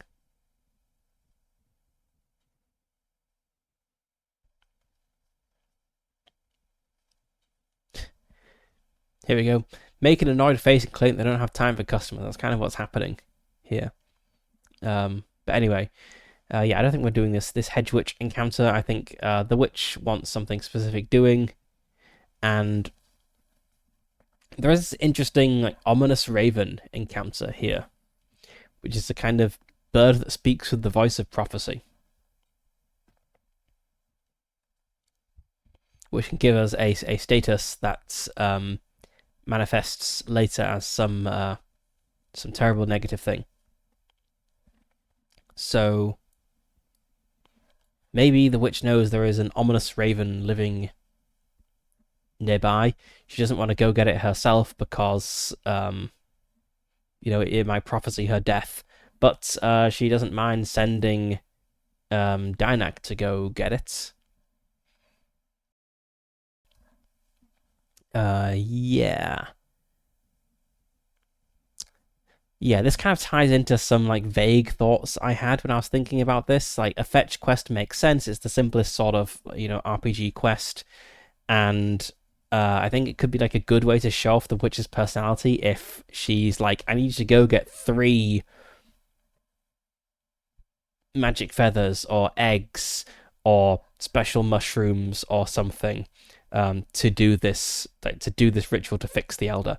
And then like Danik, then we like go on this trial and bring these 3 things back, and she's like immediately just like puts 2 away for like future use, and she's like, okay, I got this one. Okay, this 1 mushroom is enough. And then Danik will be like, you maybe get 3. She's like, yeah, I'm not doing it for free. So I think that would be funny. So maybe she's like, there is a talking raven. It lives in such and such place. I need you to go and get 3 eggs from its nest. And with these eggs, I can concoct a potion that should, break any malign influences that are on the mind of the elder. Something like that. And like she describes where to go, and Danik is like, okay, 3 eggs. I got it. And she's like, no, make sure not to break the eggs. And maybe gives them like a little basket to carry them in. A little basket with like, picture like a little like picnic basket, but like really small, and it's got like feathers and stuff in it, so it's like very soft, very padded inside. Just like put the eggs in there, make sure they don't break. Get 3 of them. I need 3. And Danik's like, okay, I'll go. And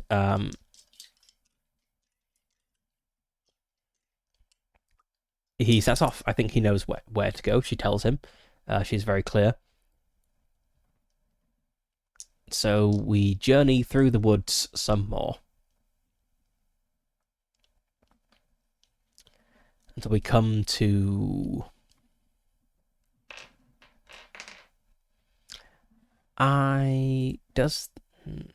I kind of want. Oh, we do have a terrain feature.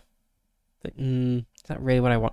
I kind of want something that can like help me generate details of this forest we're traveling through, rather than just being generic forest all the way. 16 sinkhole.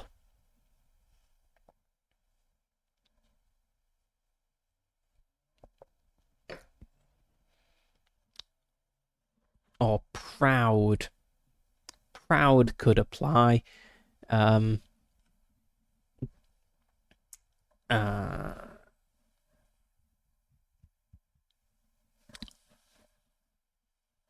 yeah, maybe we make our way through the woods, through the forest in the direction following the direction the witch gave us. It's like told us milestones.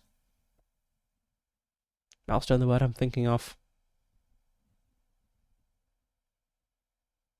Landmarks, that's the word I was looking for. She told us about landmarks and stuff. And so we're kind of pretty sure we know where we're going. And we come into an area where the trees are like really tall, really like wide, like they're very old trees, very, I don't know, proud looking trees. Like they're well grown, they have thick branches, green leaves, kind of even holding on to the green, even in autumn. It's a really nice looking part of the forest. And like up a really big tree is this nest with the eggs.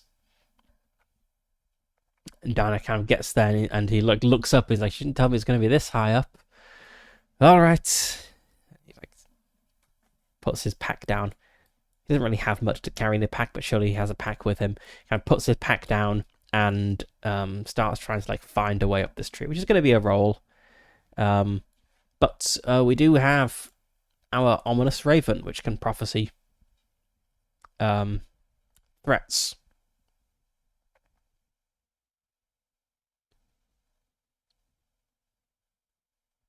I think it's probably going to prophesy a threat, prophesize when we're like halfway up a tree. So let's. Are we good at climbing trees? We don't really have much like physical stuff. Maybe we need to like interpret things a bit more generally to handle these more physical challenges. Just let's see what's relevant here. I don't think scared is really relevant anymore. We got that from the obelisk. I don't think his burned hand is causing him problems. I think he's maybe a bit less cut and bruised now. I'll downgrade that to a 1. I think this is going to go up as he has to have this like little mini quest. So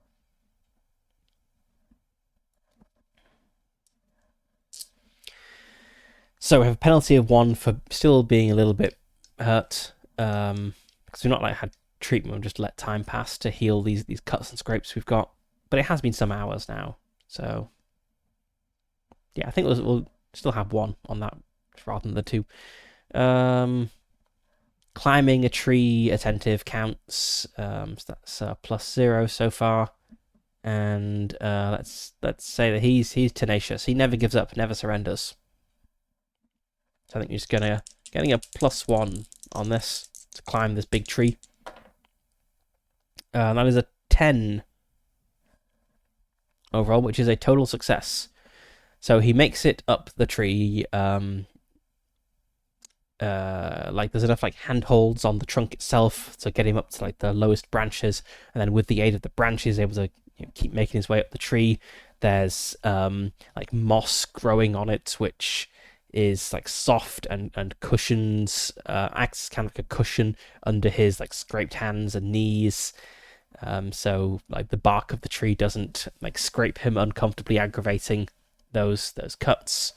So he makes his way up, and he's pretty high up, and he's like clinging onto a big branch, and there's this like nest in front of him along the branch. He seems like shimmy along and get to it, and he's got like this like padded basket thing like hooked around an arm, and He's making his way along the branch, and I think this is when the ominous raven shows up.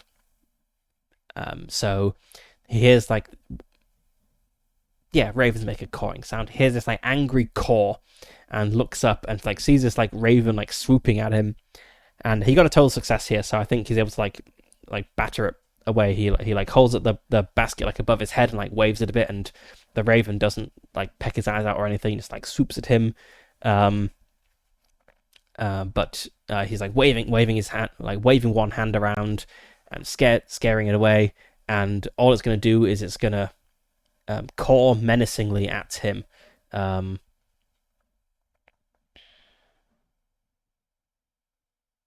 Because I don't think he's going to try to kill it.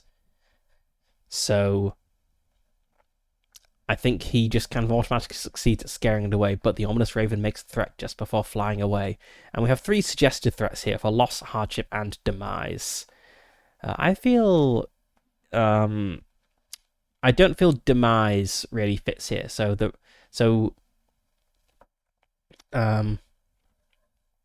what the ominous raven does is when you scare it off, or if it just wants to, it caws a warning, which kind of settles over you with the weight of prophecy and turns into a dangerous tag later on. So I feel like, so demise is, you know, the raven shrieks, "You shall meet a grisly end before your time."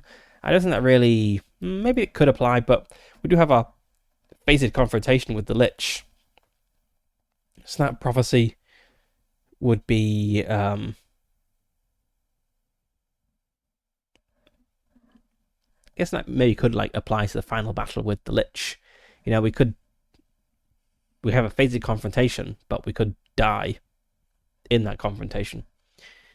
But I feel like loss or hardship is probably more relevant.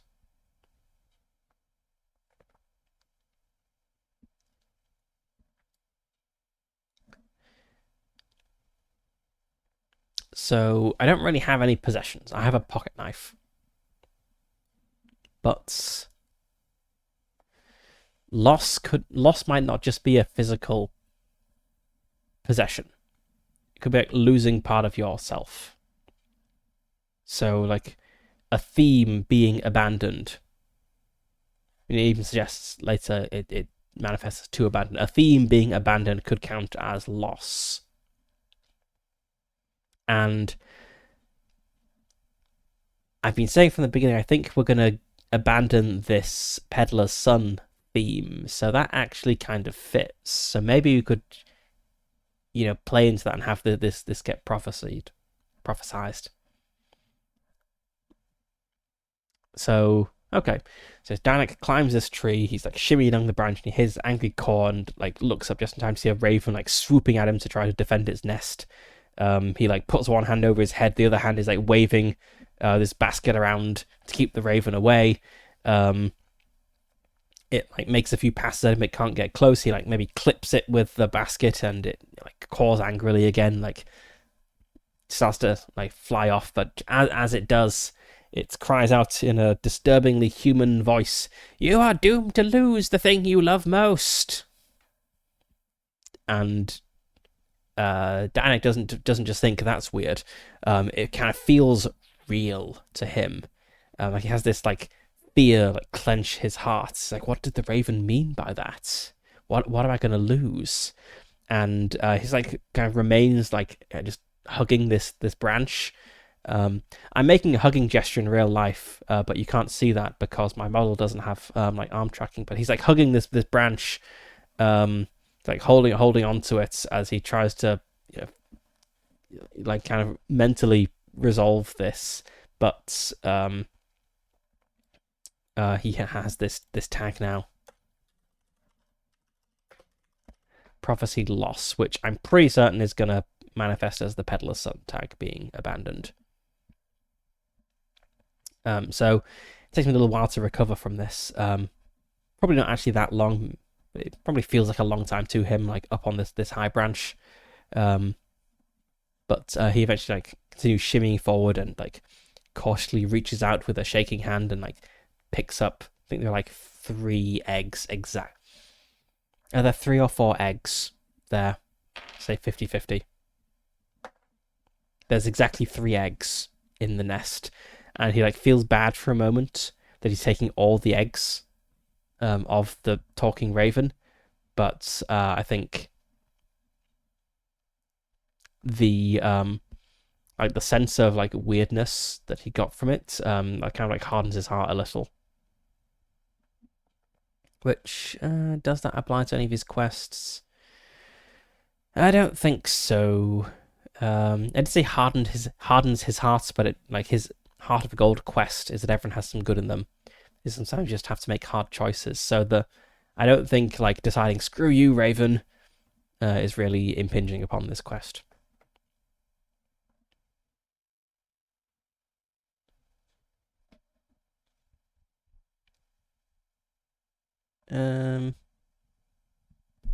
Just wondering if I've maybe hit any milestones or abandoned any of these quests so far in our adventure. I don't think we have for Defeat the Lich. I think that's like resolving this adventure is probably going to be a milestone on Defeat the Lich.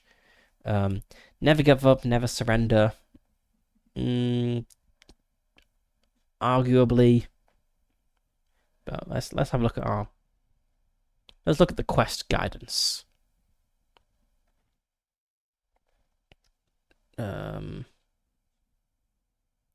Wherever that is it in here?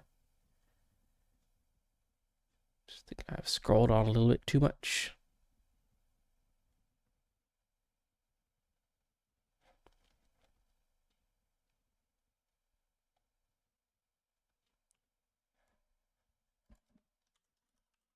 There's definitely something about like what quests should be and like what milestones for them should be, but I don't think it's this.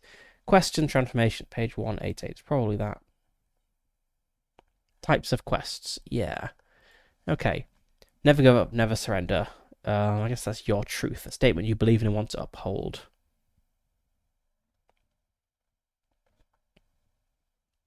Mark abandon whenever you act in a way that goes against your truth or that acknowledges its falsehood or partiality. I don't think we've done that. Like, we've not given up on anything. Mark a milestone whenever you resist a significant temptation to spurn your truth. Okay, we've not had a significant temptation to give up or to believe that some people are just bad. So yeah, we've not got a milestone or abandon on any of those. And I feel like I did invoke a weakness tag at one point. Yeah, I invoked the unworldly weakness tag for the Will of the Wisp. Like seeing if I recognize there's a danger there, so I'll get to mark improve on that.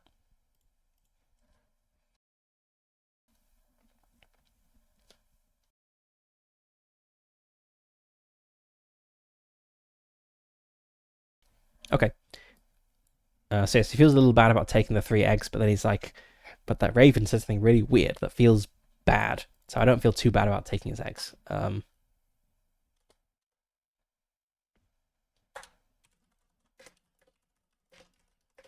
There we go. We're going to have a basket of magic Raven eggs.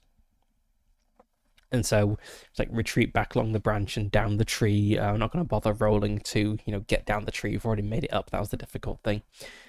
And we return to the witch's house, where I think her husband is back now at this time. Tulagny.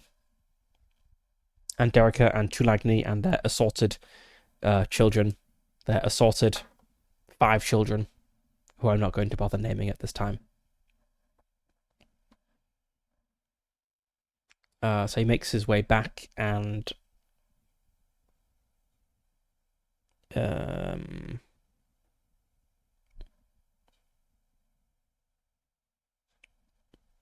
knocks on the door, I guess.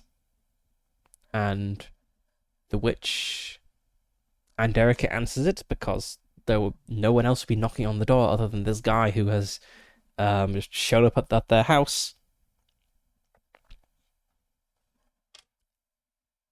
And she like looks at the basket and like nods, looks at his face, kind of sees that he's heard something disturbing, just like maybe has like a slightly satisfied smirk, I think the witch is actually not a very nice person. And she brings him into the cottage. Like, this is the first time he's been inside. And it just looks like a stereotypical witch's cottage. It's like quite small. There's like herbs and stuff like hanging, like drying, like big bundles of herbs hanging drying from like the walls, like by the windows. So it smells very earthy, very herby in here. I think the husband is in this like main room that he comes into, just kind of like looks up at Dynak. I forgot my character's name for a moment. Looks up at Dynak, and it's like sternly. The children, I think, are like in another room, peering around a doorway. I imagine there's like a big wooden table in the center of the room, and there's like some parchments on there that the husband is working at. Danik like gets a glance, and it looks like maybe like a map of the forest. It's got like symbols of like trees on it. There's also like lines and curves and like other points marks he doesn't really recognize. And the husband just kind of like slides it out of Danik's view slightly. He doesn't say anything. I think there's like a big dream catcher style thing like hung over like the door to this cottage, I'm imagining, is kind of like slightly rounded like this, and it probably has like a round window. This isn't supposed to be an Among Us. There's like a round like paned window like here, and it's got like a door handle here. I think like on the inside of this door, like behind the big round window, there's like a Dreamcatcher style thing hung up. Just like arcane like things all over the place, but a lot of like natural things like ingredients and stuff. And so Anderica like inspects the eggs, like takes each one out, like turns it around to make sure it's not like cracks or anything, and it's like nods and says, just it's not like thanks or anything. It's just like, like you brought the 3 eggs, and she like puts 2 of them like away in a little like pantry, not a pantry, that's like a place you store food. Like puts 2 of them away in a drawer, and like takes the other one and starts like, he gets a few other ingredients and stuff, and starts like mixing things together. And Danik's like, I thought you needed 3 to fix the elder, and Derek just like looks at him and says,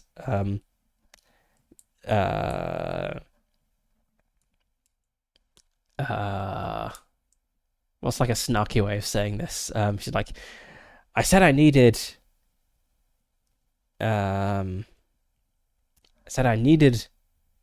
eggs.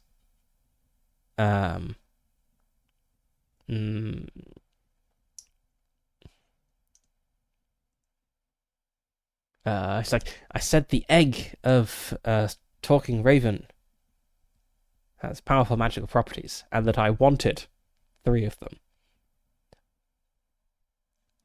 And Danik just feels very, very put out by this. He's like, she made me get 3 eggs, but I only actually needed 1 of them. But whatever, he doesn't complain. He recognizes this is his chance.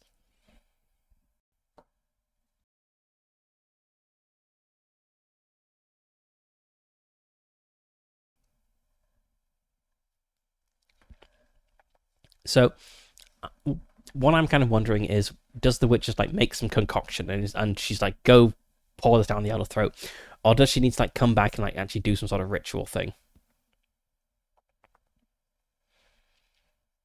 I know the witch would prefer to just make a potion.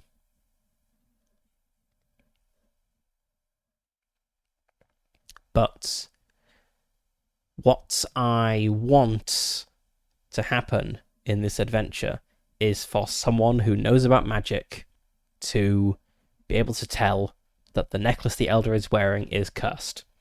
And I'm not sure how just like giving Danik a potion to cure the Elder would do that. So I think for story reasons, the witch has to actually come to the village and see the necklace. So maybe she's like mixing up some like concoction that can be used in the ritual, but like a ritual is actually needed to do this. So she mixes something up. You know, eye of newt, egg of ominous raven, that sort of thing. She mixes up some sort of concoction, and Dynak's like watching, and he's like, "So I need to get the Elder to drink this," and it's like this truly awful smelling thing. And Derek just like looks at him as if he's an idiot, and says, "It's like explains like no, she needs to breathe in the fumes, but that is only part of the ritual. Like obviously, and Erica needs to come and do the thing." And Danica's like, "Oh, I thought you'd just have like a medicine or something," and she like rolls her eyes like village boy doesn't know anything about magic. He's like coming and imposing upon her life and being a pain.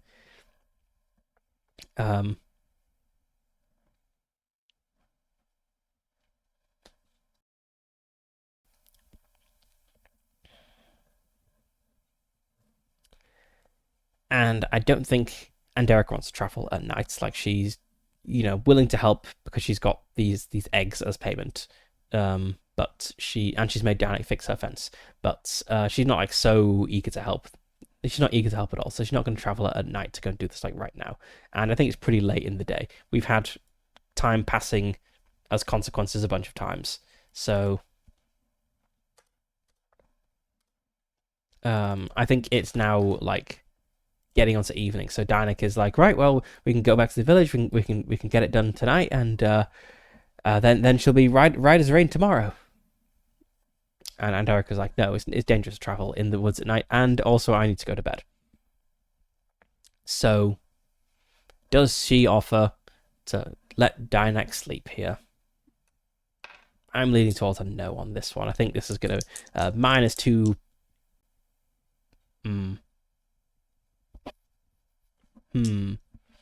I was going to say a -2 penalty on this, but he touched an obelisk with his hand. Maybe that partially offsets it. Let's have no modifier on this. Okay, extreme no. So she like prepares this thing and is like, I'll come to the village. Like I will cure the Elder in the morning. And Danik is like looks out the window, like sees that it's getting dark. The sun is starting to set. He's like, great. So we'll go see the Elder in the morning, and we'll get everything okay. And Eric is like, yes, I'll see you in the morning. And Danik is like, yes, in the morning. And Erica says, in the village.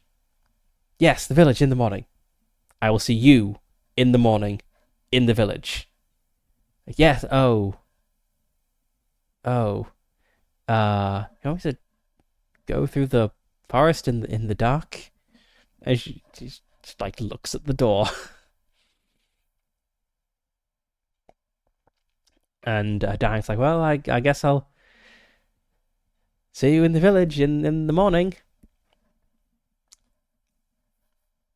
And sets out to go find his way back. And I think since we're traveling at night, this is going to be a roll, but I'm not going to do like the full like journey with like 4 scenes. It's just going to be the one like travel and wayfinding roll to navigate back. I think we get like I'll say we have like a +1 because we have yes, we have experience in this region.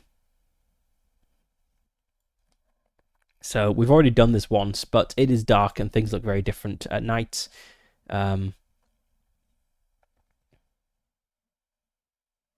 So it is just not just going to be an automatic success. I don't think we're going to get any penalties. I don't think. So I get a +1 for having done this before. I guess attentive will also apply to that. That's +2. Sure, let's say tenacious supply as well. +3, so it has a pretty good chance, but you never know. 11. Full success. So he makes it back in like reasonably good time. He's probably hurrying because he doesn't want to be out in the woods after dark. So I think he probably gets back to the village, to the like emerges onto the plain.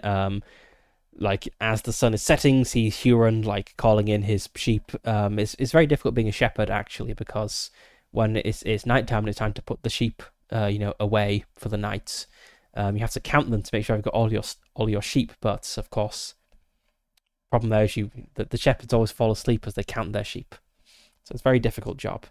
But Huron is putting his sheep away for the night. However you deal with sheep. Do you put sheep in a barn or just leave them out in the field overnight? I don't know. Anyway, he's doing whatever it is shepherds do at night. He's watching. That's what shepherds do. Shepherds watch their flocks by night. He's watching his flock, and he like looks up. He's surprised to see, and relieved. I think, probably more relieved than surprised. Maybe Oba is even with him. Oba, of course, finds it very difficult to stay awake when putting the sheep away at night, because Oba doesn't have the years of practice and experience that a shepherd does, staying awake while counting sheep. But yes, Oba and Huron are there, and they see Danak coming out of the woods, and like just before sunset, and like, Danak, you're back. Where have you been all day? Like you've been gone like since dawn. And they see his clothes are probably like cut up a little bit, because he had some like scrapes. He does look like he's been like crawling through a forest for hours. So I think they're more like relieved and concerned than like angry. So I don't think there's going to be any like negative consequences there. They're just happy he's back. The Elder, I don't think, is out at this time. I think the confrontation with the Elder is going to be in the morning. So, anyway, Danak just kind of like explains that he found the witch. I think the story kind of comes out in a tumble. I don't think he's a very good storyteller. So, like he found the witch bow, but on the way he saw like a weird standing stone, and it like burned his hand, and he like holds up his hand. And there were like strange sounds, and then there's a goat that chased him. And then he found the witch, but he knocked a hole in her fence accidentally, and she made him fix it. And then he explained the problem with the Elder, and she said she could help, but she needed 3 eggs from this special talking raven. And he went to go find the raven and climbed a tree and got the eggs, but then the raven said something weird to him. He maybe falls a little bit quiet at that point as he like repeats the words of the raven, looks a bit troubled. Oba and Huron just kind of like share a look, like maybe they've heard tales of like talking beasts, and it's never good to interact with talking beasts. But then he like launches back into the story. And then I got back to the witch's house, and she only needed 1 egg to make the medicine for the Elder, and she just made me get 3 because she wanted some eggs. And she's gonna come to the village in the morning, and we're gonna go see the Elder, and she's gonna make it okay. So it all just like comes out in a tumble, but they kind of get the gist of it. And Oba is like, well, okay, you can go see the Elder in the morning, but it's time for bed now, young man. And they go back home for the night. Let's adjust my adjust my bolding here. I want to have the names bold.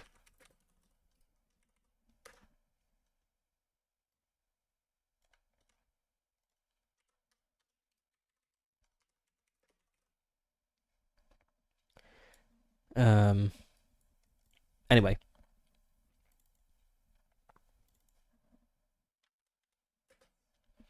Anyway, he goes back home and has a good night's sleep, and I think probably has like some troublesome dreams about like talking birds, and hears this like croaking voice saying, what was it, like, you will lose that which is most dear to you. What did the raven say?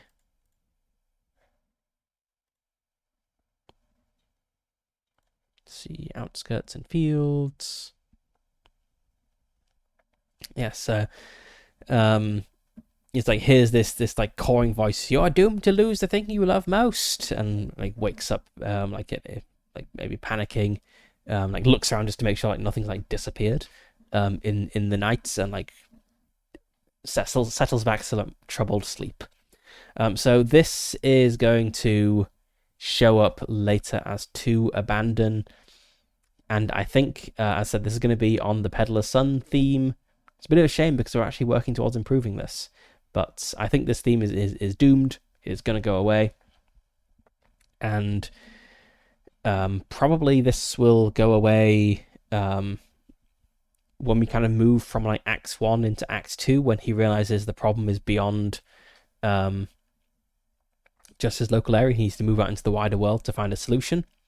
And it's like one point of abandon will be well,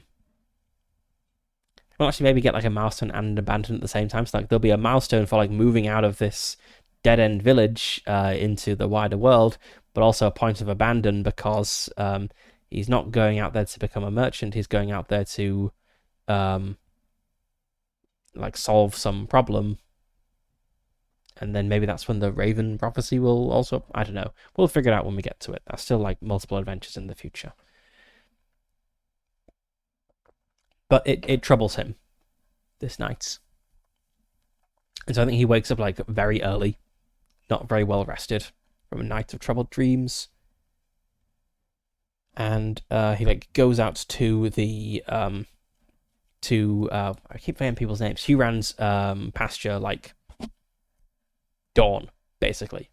It's like pacing back and forth, glancing over at the forest, and it's like, where's the witch? Why isn't she here yet? And Huran, who of course has absolutely no way of knowing why she's not here, is like, it's still first thing in the morning. Calm down. Like she wouldn't have set off before dawn. And I think she does arrive pretty early in the morning. Not as early as Danik would have liked, but fairly early. And he sees her coming in the forest. He like runs up to her and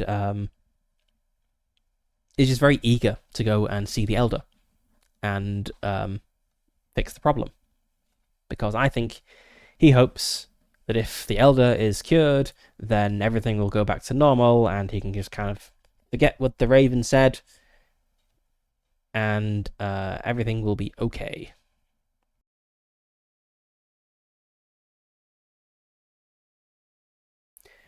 So the two of them head.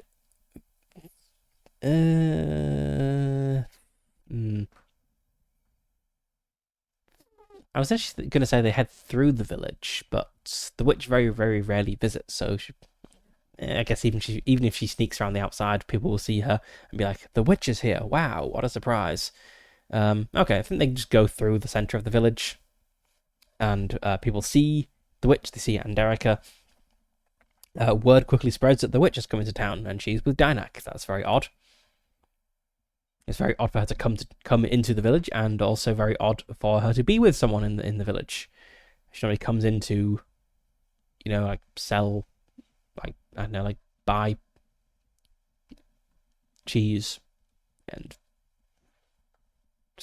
sell little medicines and things. So word spreads pretty quickly, and they are heading straight towards the elder's house, which I think is probably like right in the center.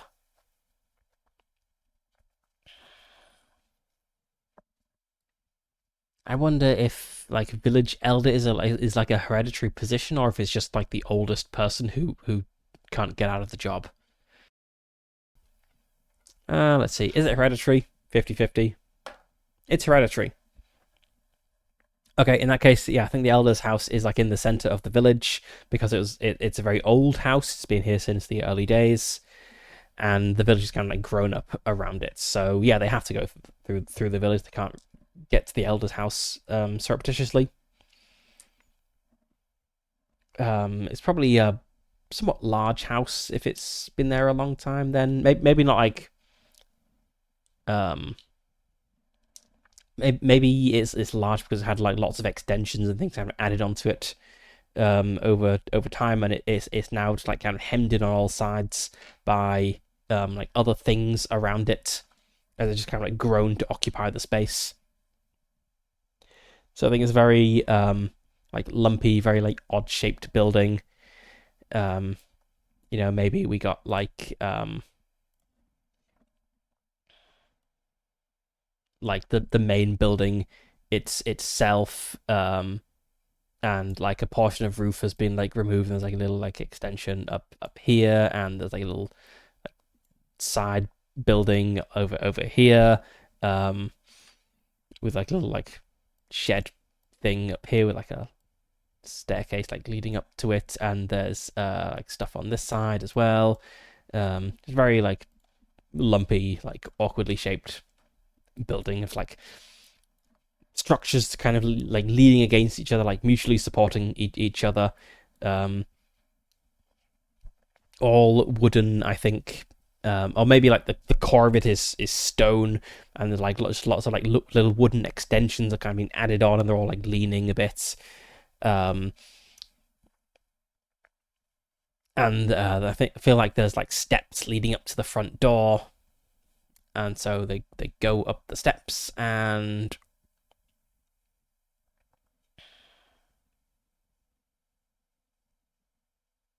I guess they just knock. Okay, so the village elder is paranoid. How is she gonna respond to this situation? I think there's going to be a challenge of persuading her to let them in. And if the elder is not willing to let them in, they might need to just like shove their way in or something. So I'm thinking this is going to be like this ritual is going to need like a little bit of progress, but the witch is going to be doing the ritual. So Dinak isn't really going to be doing anything magical because he doesn't know anything magical. Dynak's job here is going to be like preventing the elder from like escaping or from attacking the witch in her panic or something. So they need to be in the house, and ideally not next to like a window the elder can dive through to escape. So let's just have a look at the action grimoire. Is there anything for like convincing someone to let you in their house? That'd be oddly specific. Let's have a look. See what there is.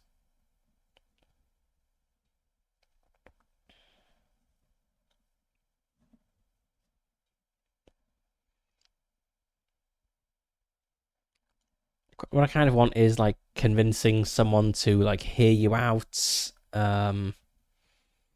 or like persuading someone. Yeah, we have this. We have persuasion. What else have we got? Resisting manipulation. Preparing an approach, like practice your cover story or something. Huh. Interesting. Actually, this does fit. You take a moment to rearrange your thoughts before engaging with another person. Yeah, I think that fits. So, on their way through the village, Dynak is very quiet. He is thinking like, how do we persuade the elder to let us in her house to talk to her? And he's just like imagining possible things he could say and thinking about like how like paranoid the elder has been, and like how he can try to like deflect her suspicions and worries. So yeah, I think this is the right thing to go for, because he will come up with something to say that will get them into the house, and then the witch can kind of take over from there. So I think we're gonna have let's just put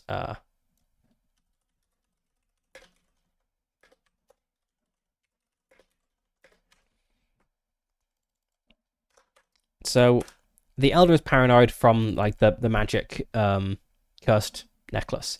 She's also suspicious because she knows that Dynak went off into the woods to see the witch.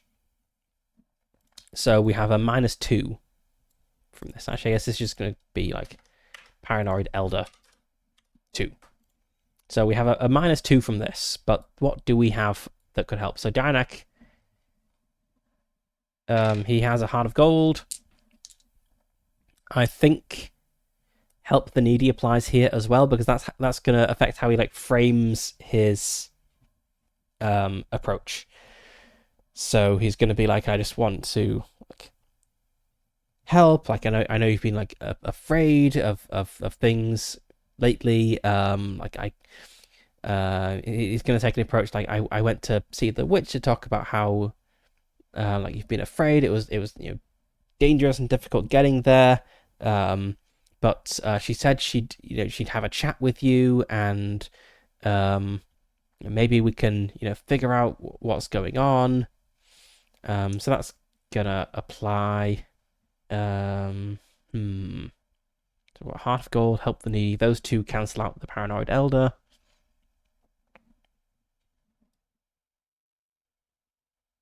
I think Advanced Despite Opposition applies because the Elder will be arguing against him, but he's not going to let that turn him back. And sure, we've got the sense wrongness because he's previously sensed that there's something off about the Elder, so I think that's going to like make him argue more vigorously. So, yeah.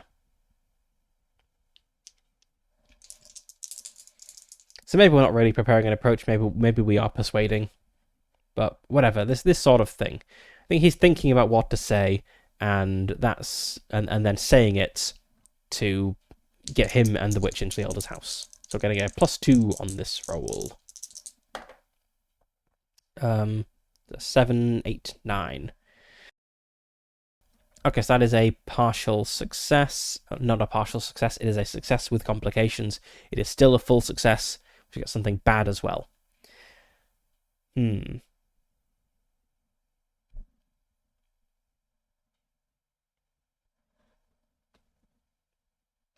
Let's just remind myself what you can spend. So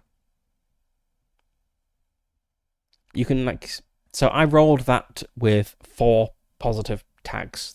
That's like 4 power.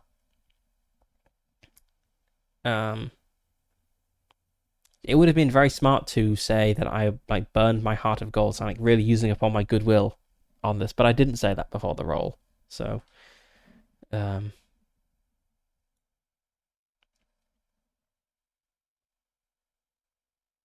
I can retcon things. I'm the GM. What I say goes. I'm gonna burn my either Heart of Gold or Help the Needy. Actually, no. I think Advanced Despite Opposition. Like he's gonna argue like really passionately for this. He's like really gonna draw upon like all the goodwill that he has like left with the Elder, and to like try to like calm her objections. And he's like just like not gonna let her it's like talk him out of this. He's essentially gonna like force his way through this conversation just through like pure endurance, knowing that the Elder is actually just a like frightened old woman, and if he just keeps pushing, he's eventually gonna get his way. So I'm burning this tag, which means I do not get to use this again until I have like a downtime period to recover it, which we're getting towards the end of the adventure, so probably will get that soon. But he makes his way, kind of like bullies his way almost, like good-natured, like good-intentioned bullying, gets himself and the witch into the Elder's house. And things feel wrong to him because he has this sense wrongness. So let's see. I think probably the witch just begins like a conversation about things. A bit of trying to put the Elder at her ease a little, not because the witch is friendly, but because if the Elder is at her ease, it maybe makes the magic go easier.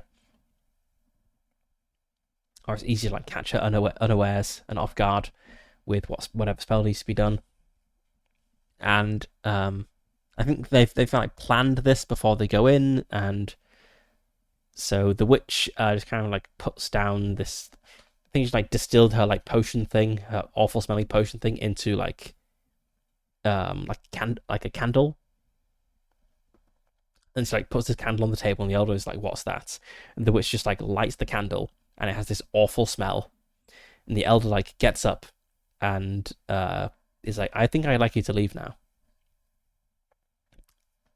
And Danik just like goes up behind her, is like, I'm sorry, elder, but it's for your own good. There's something not right. Just trust the witch. Trust Anderica. It's all gonna be okay." And he's like got his like hands on her shoulders, like preventing her from leaving. And I think so the witch like starts doing her thing. There's this like awful smelling like smoke from the candle like entering the room. The elder is gonna try to like escape or yell for help or something, and Danak needs to essentially just like restrain her for this ritual to complete. And I came up with some limits for this, as I figured we probably would have a ritual.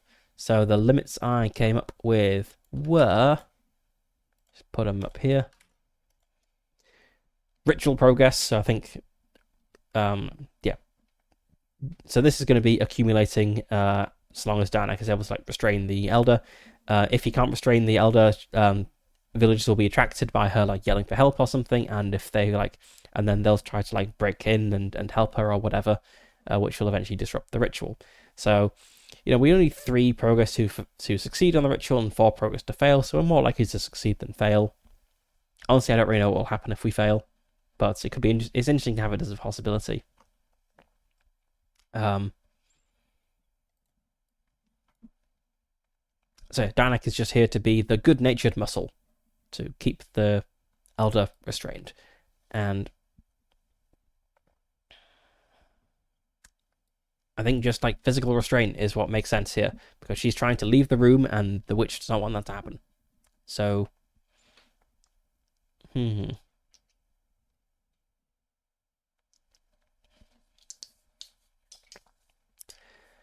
I feel like his sense wrongness like is emboldening him here, because like he's like very close to the necklace now, and so he has this strong feeling that something is wrong, and that this needs to be dealt with. I feel like he is like morally pained by having to like restrain the elder here. This old woman he's known his entire life, when she is afraid, but he knows that he has to do this, so his tenacity will help him. And I think we just have like a story tag here of the elder is like she's an old woman, so she's quite weak compared to Danak, so that's also gonna help him. So here's a +3 to this roll. That's a total success with 3 power, so I can actually just progress this to 3 immediately. Okay, didn't need the limits at all.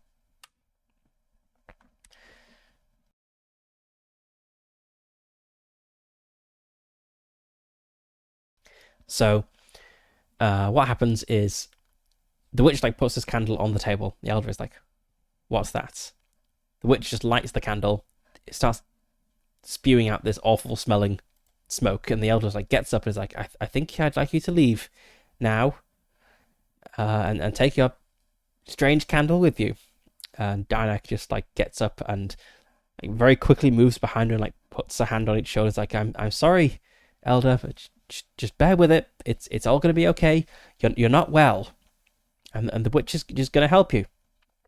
And the elder like starts to struggle. It's a bit grim, this like restraining a frightened old woman. Not going to go into much detail, but yeah, she starts to like struggle. Maybe at one point like Danik has to like clamp a hand over her mouth to stop her like yelling out. It's quite a distasteful thing for him, I think. I don't think any of these quests.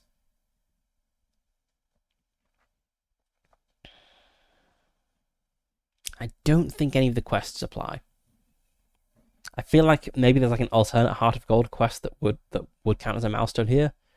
You have to like choose the greater good, but yeah, I don't think any quests get a milestone or anything here.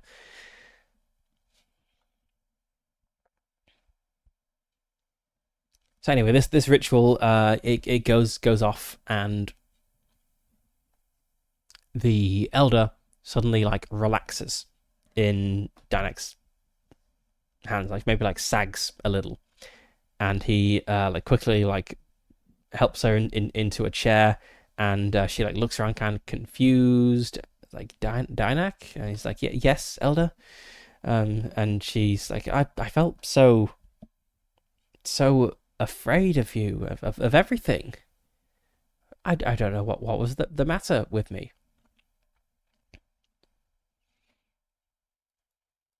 And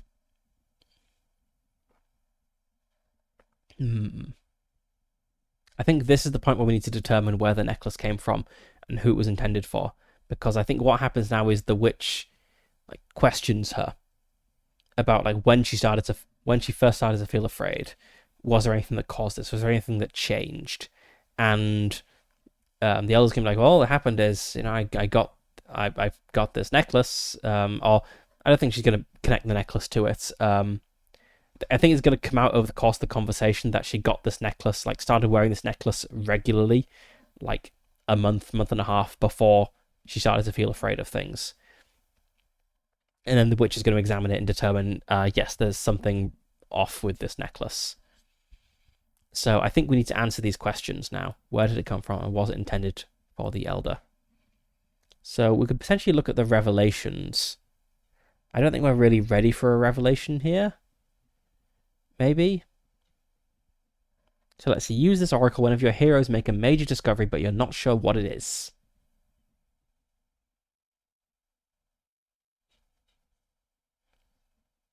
I guess this kind of applies. Yeah, let's try rolling a revelation and see if we can fit this in. 65. A greater threat will produce more dangers if the heroes don't rise to it. Okay, I think we can interpret that very broadly as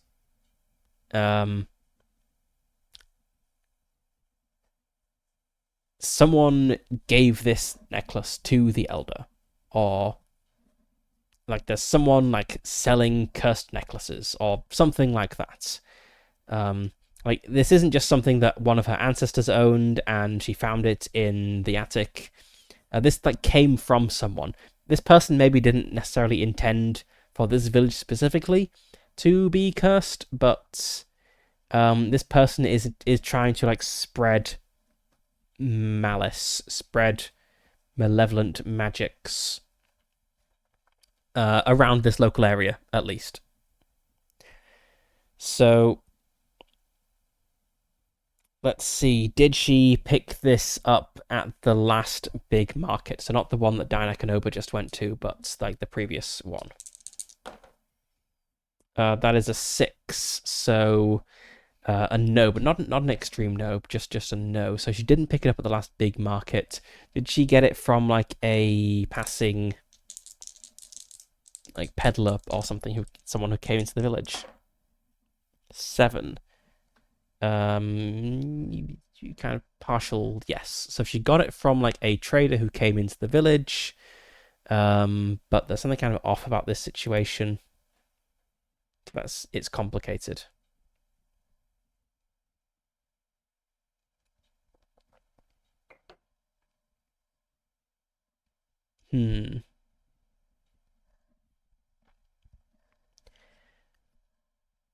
Maybe she didn't get it from a trader in this village. Maybe like a trader in another local village. Like she was there visiting someone, and there was like a trader who had a stall there, and she like saw this necklace and picked it up, and it was at a very good price. Yeah, let's go for that.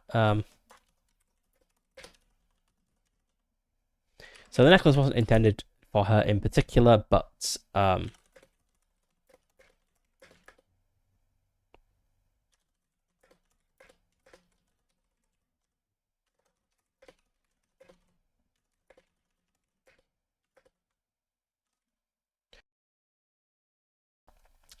Uh, that's how you spell peddler, and that's American spelling. Yeah, the boring. Yeah, whatever. Okay, maybe she was visiting. She bought it. So she was visiting the elder of a neighboring village, and there was a peddler there who no one knew, but who had some interesting things for sale, and she bought the necklace there. And that's when things started to go weird. So that will lead us to the other village, as like a step on our next adventure, and then maybe we can find something going on there. I need a name for this other village. Let's go to the Nomicon. So we had decided that all villages around here are called something Gak, which I believe it was a country name. Yeah. So let's just roll a start part.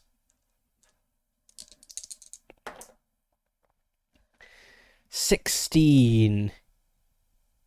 Ini, Rune, or Re. Oh, we are already in Rune. I feel like we need a more different name. If the ending is the same, it can't begin with the same syllable. 32. Ugak. Brakagak. Yeah, that's a better name. In the neighboring village of Brakagak.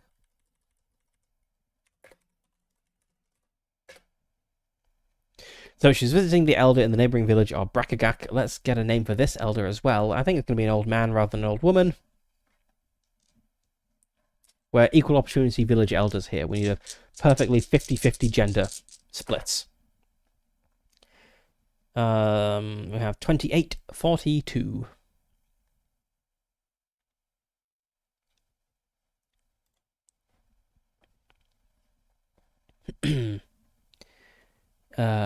Bree? No, let's go for Blay. Blay.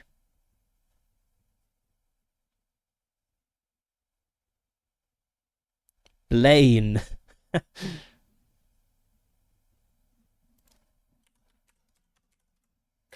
Blaine. Okay, so she bought it from a peddler in the neighboring village of Brakagak while visiting Blaine, the elder there. So I guess that will be our next port of call, trying to track down this peddler. So the witch determines that, yes, this necklace is the cause. It is cursed. I think she determines it is... Like, she can't break the curse on the necklace herself. She advises that it just be locked away and not touched. And so that is what happens. So let's just have a little, like, a resolution section down here.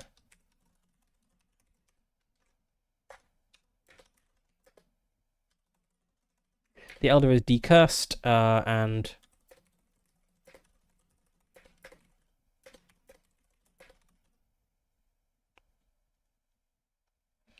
So the elder is decursed, the necklace is identified as bad and locked away.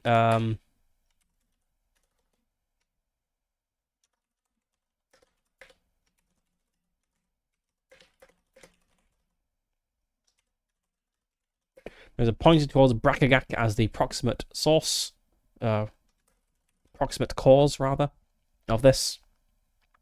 So, I guess the only thing that's missing is Dynak deciding to go there. Why would he go there? I think... Actually,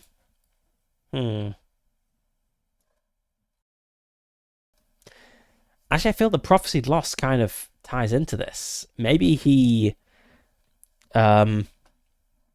So this conversation is going on, and the elder says, well, I got this necklace in Brakagak. And like the ravens, I keep forgetting, the raven's words just like echo around Dynak's head. He just hears, you are doomed to lose the thing you love most. And he just like, he thinks it refers to like the village. like the people in the village. Like there's some bad thing going on in the area, which is it's just gonna keep happening, unless the problem is solved for good. And so he's like, I've been to. He's like, I think he's like quiet for a while, and he's like, I've been to Brakagak many times with my father. Um, next time we're there. Actually, no, I think he's probably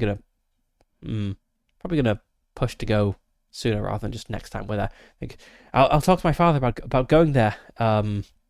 Maybe we can find something about that peddler. Maybe we can ask around, see if anyone knows anything, see if he's sold any more cursed necklaces or something. And the witch just kind of looks at him, like nods, and the elder, whose name I keep forgetting, Bevion, is like, "You're very brave, Danak. It's good of you to do that. Yes, if there's something dangerous, we need to know about it. We can't just let this. If there's someone selling dangerous things, we can't just let them get away with it."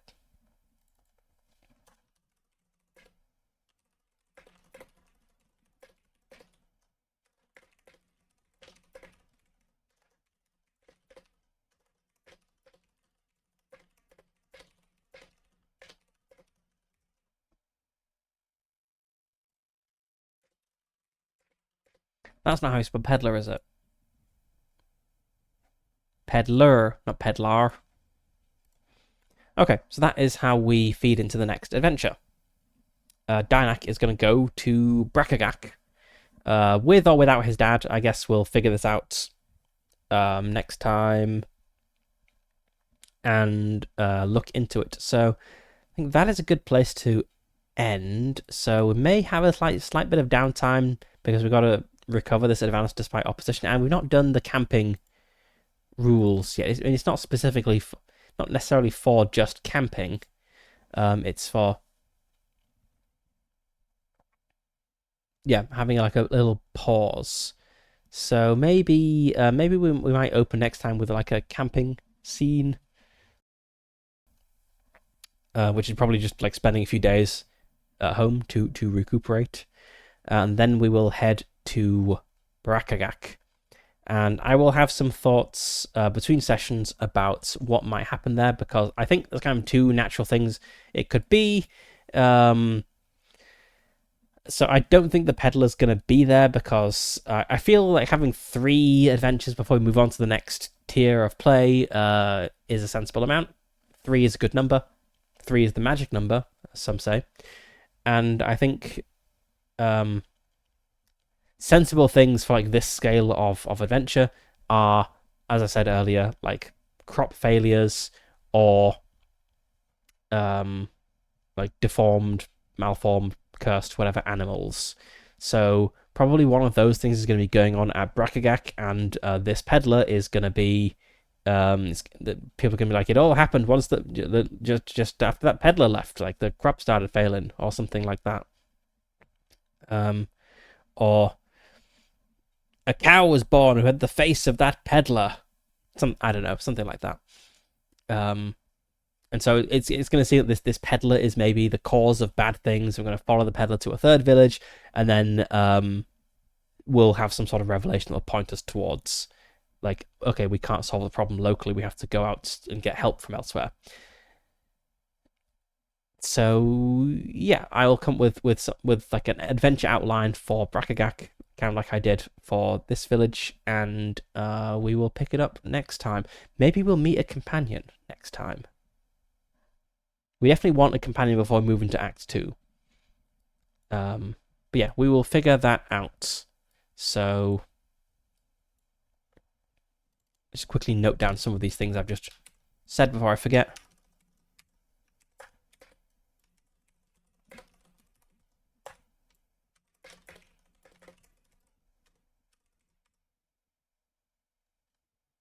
I think those are the main points. Oh. So we're going to have like a camping or a sojourn. Is it sojourn or sojourn? Sojourn sounds totally wrong. It's got to be sojourn, right? how to pronounce that word. Sojourn. Yeah.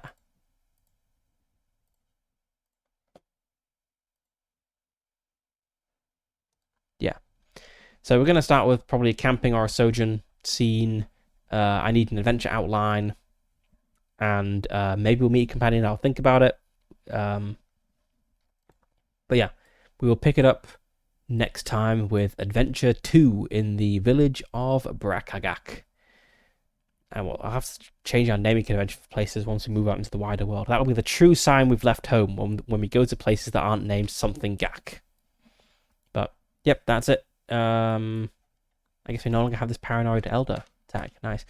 We also have this Obelisk Burned Hand. I'm going to note that down as well as... I think this should come into things somehow. We touched an obelisk, probably at the conjunction of ley lines, because that's what obelisks tend to be, and the magic power in it burned our hand in some magical way. So that should definitely come into something in the future. Maybe if it's only like a side quest rather than like a main story thing. But yes, we'll pick it up next time, next week. This time next week, well, 3 hours ago next week on Friday. And yeah, that is it for Legend in the Mist. So thanks for watching, and I will see you next time.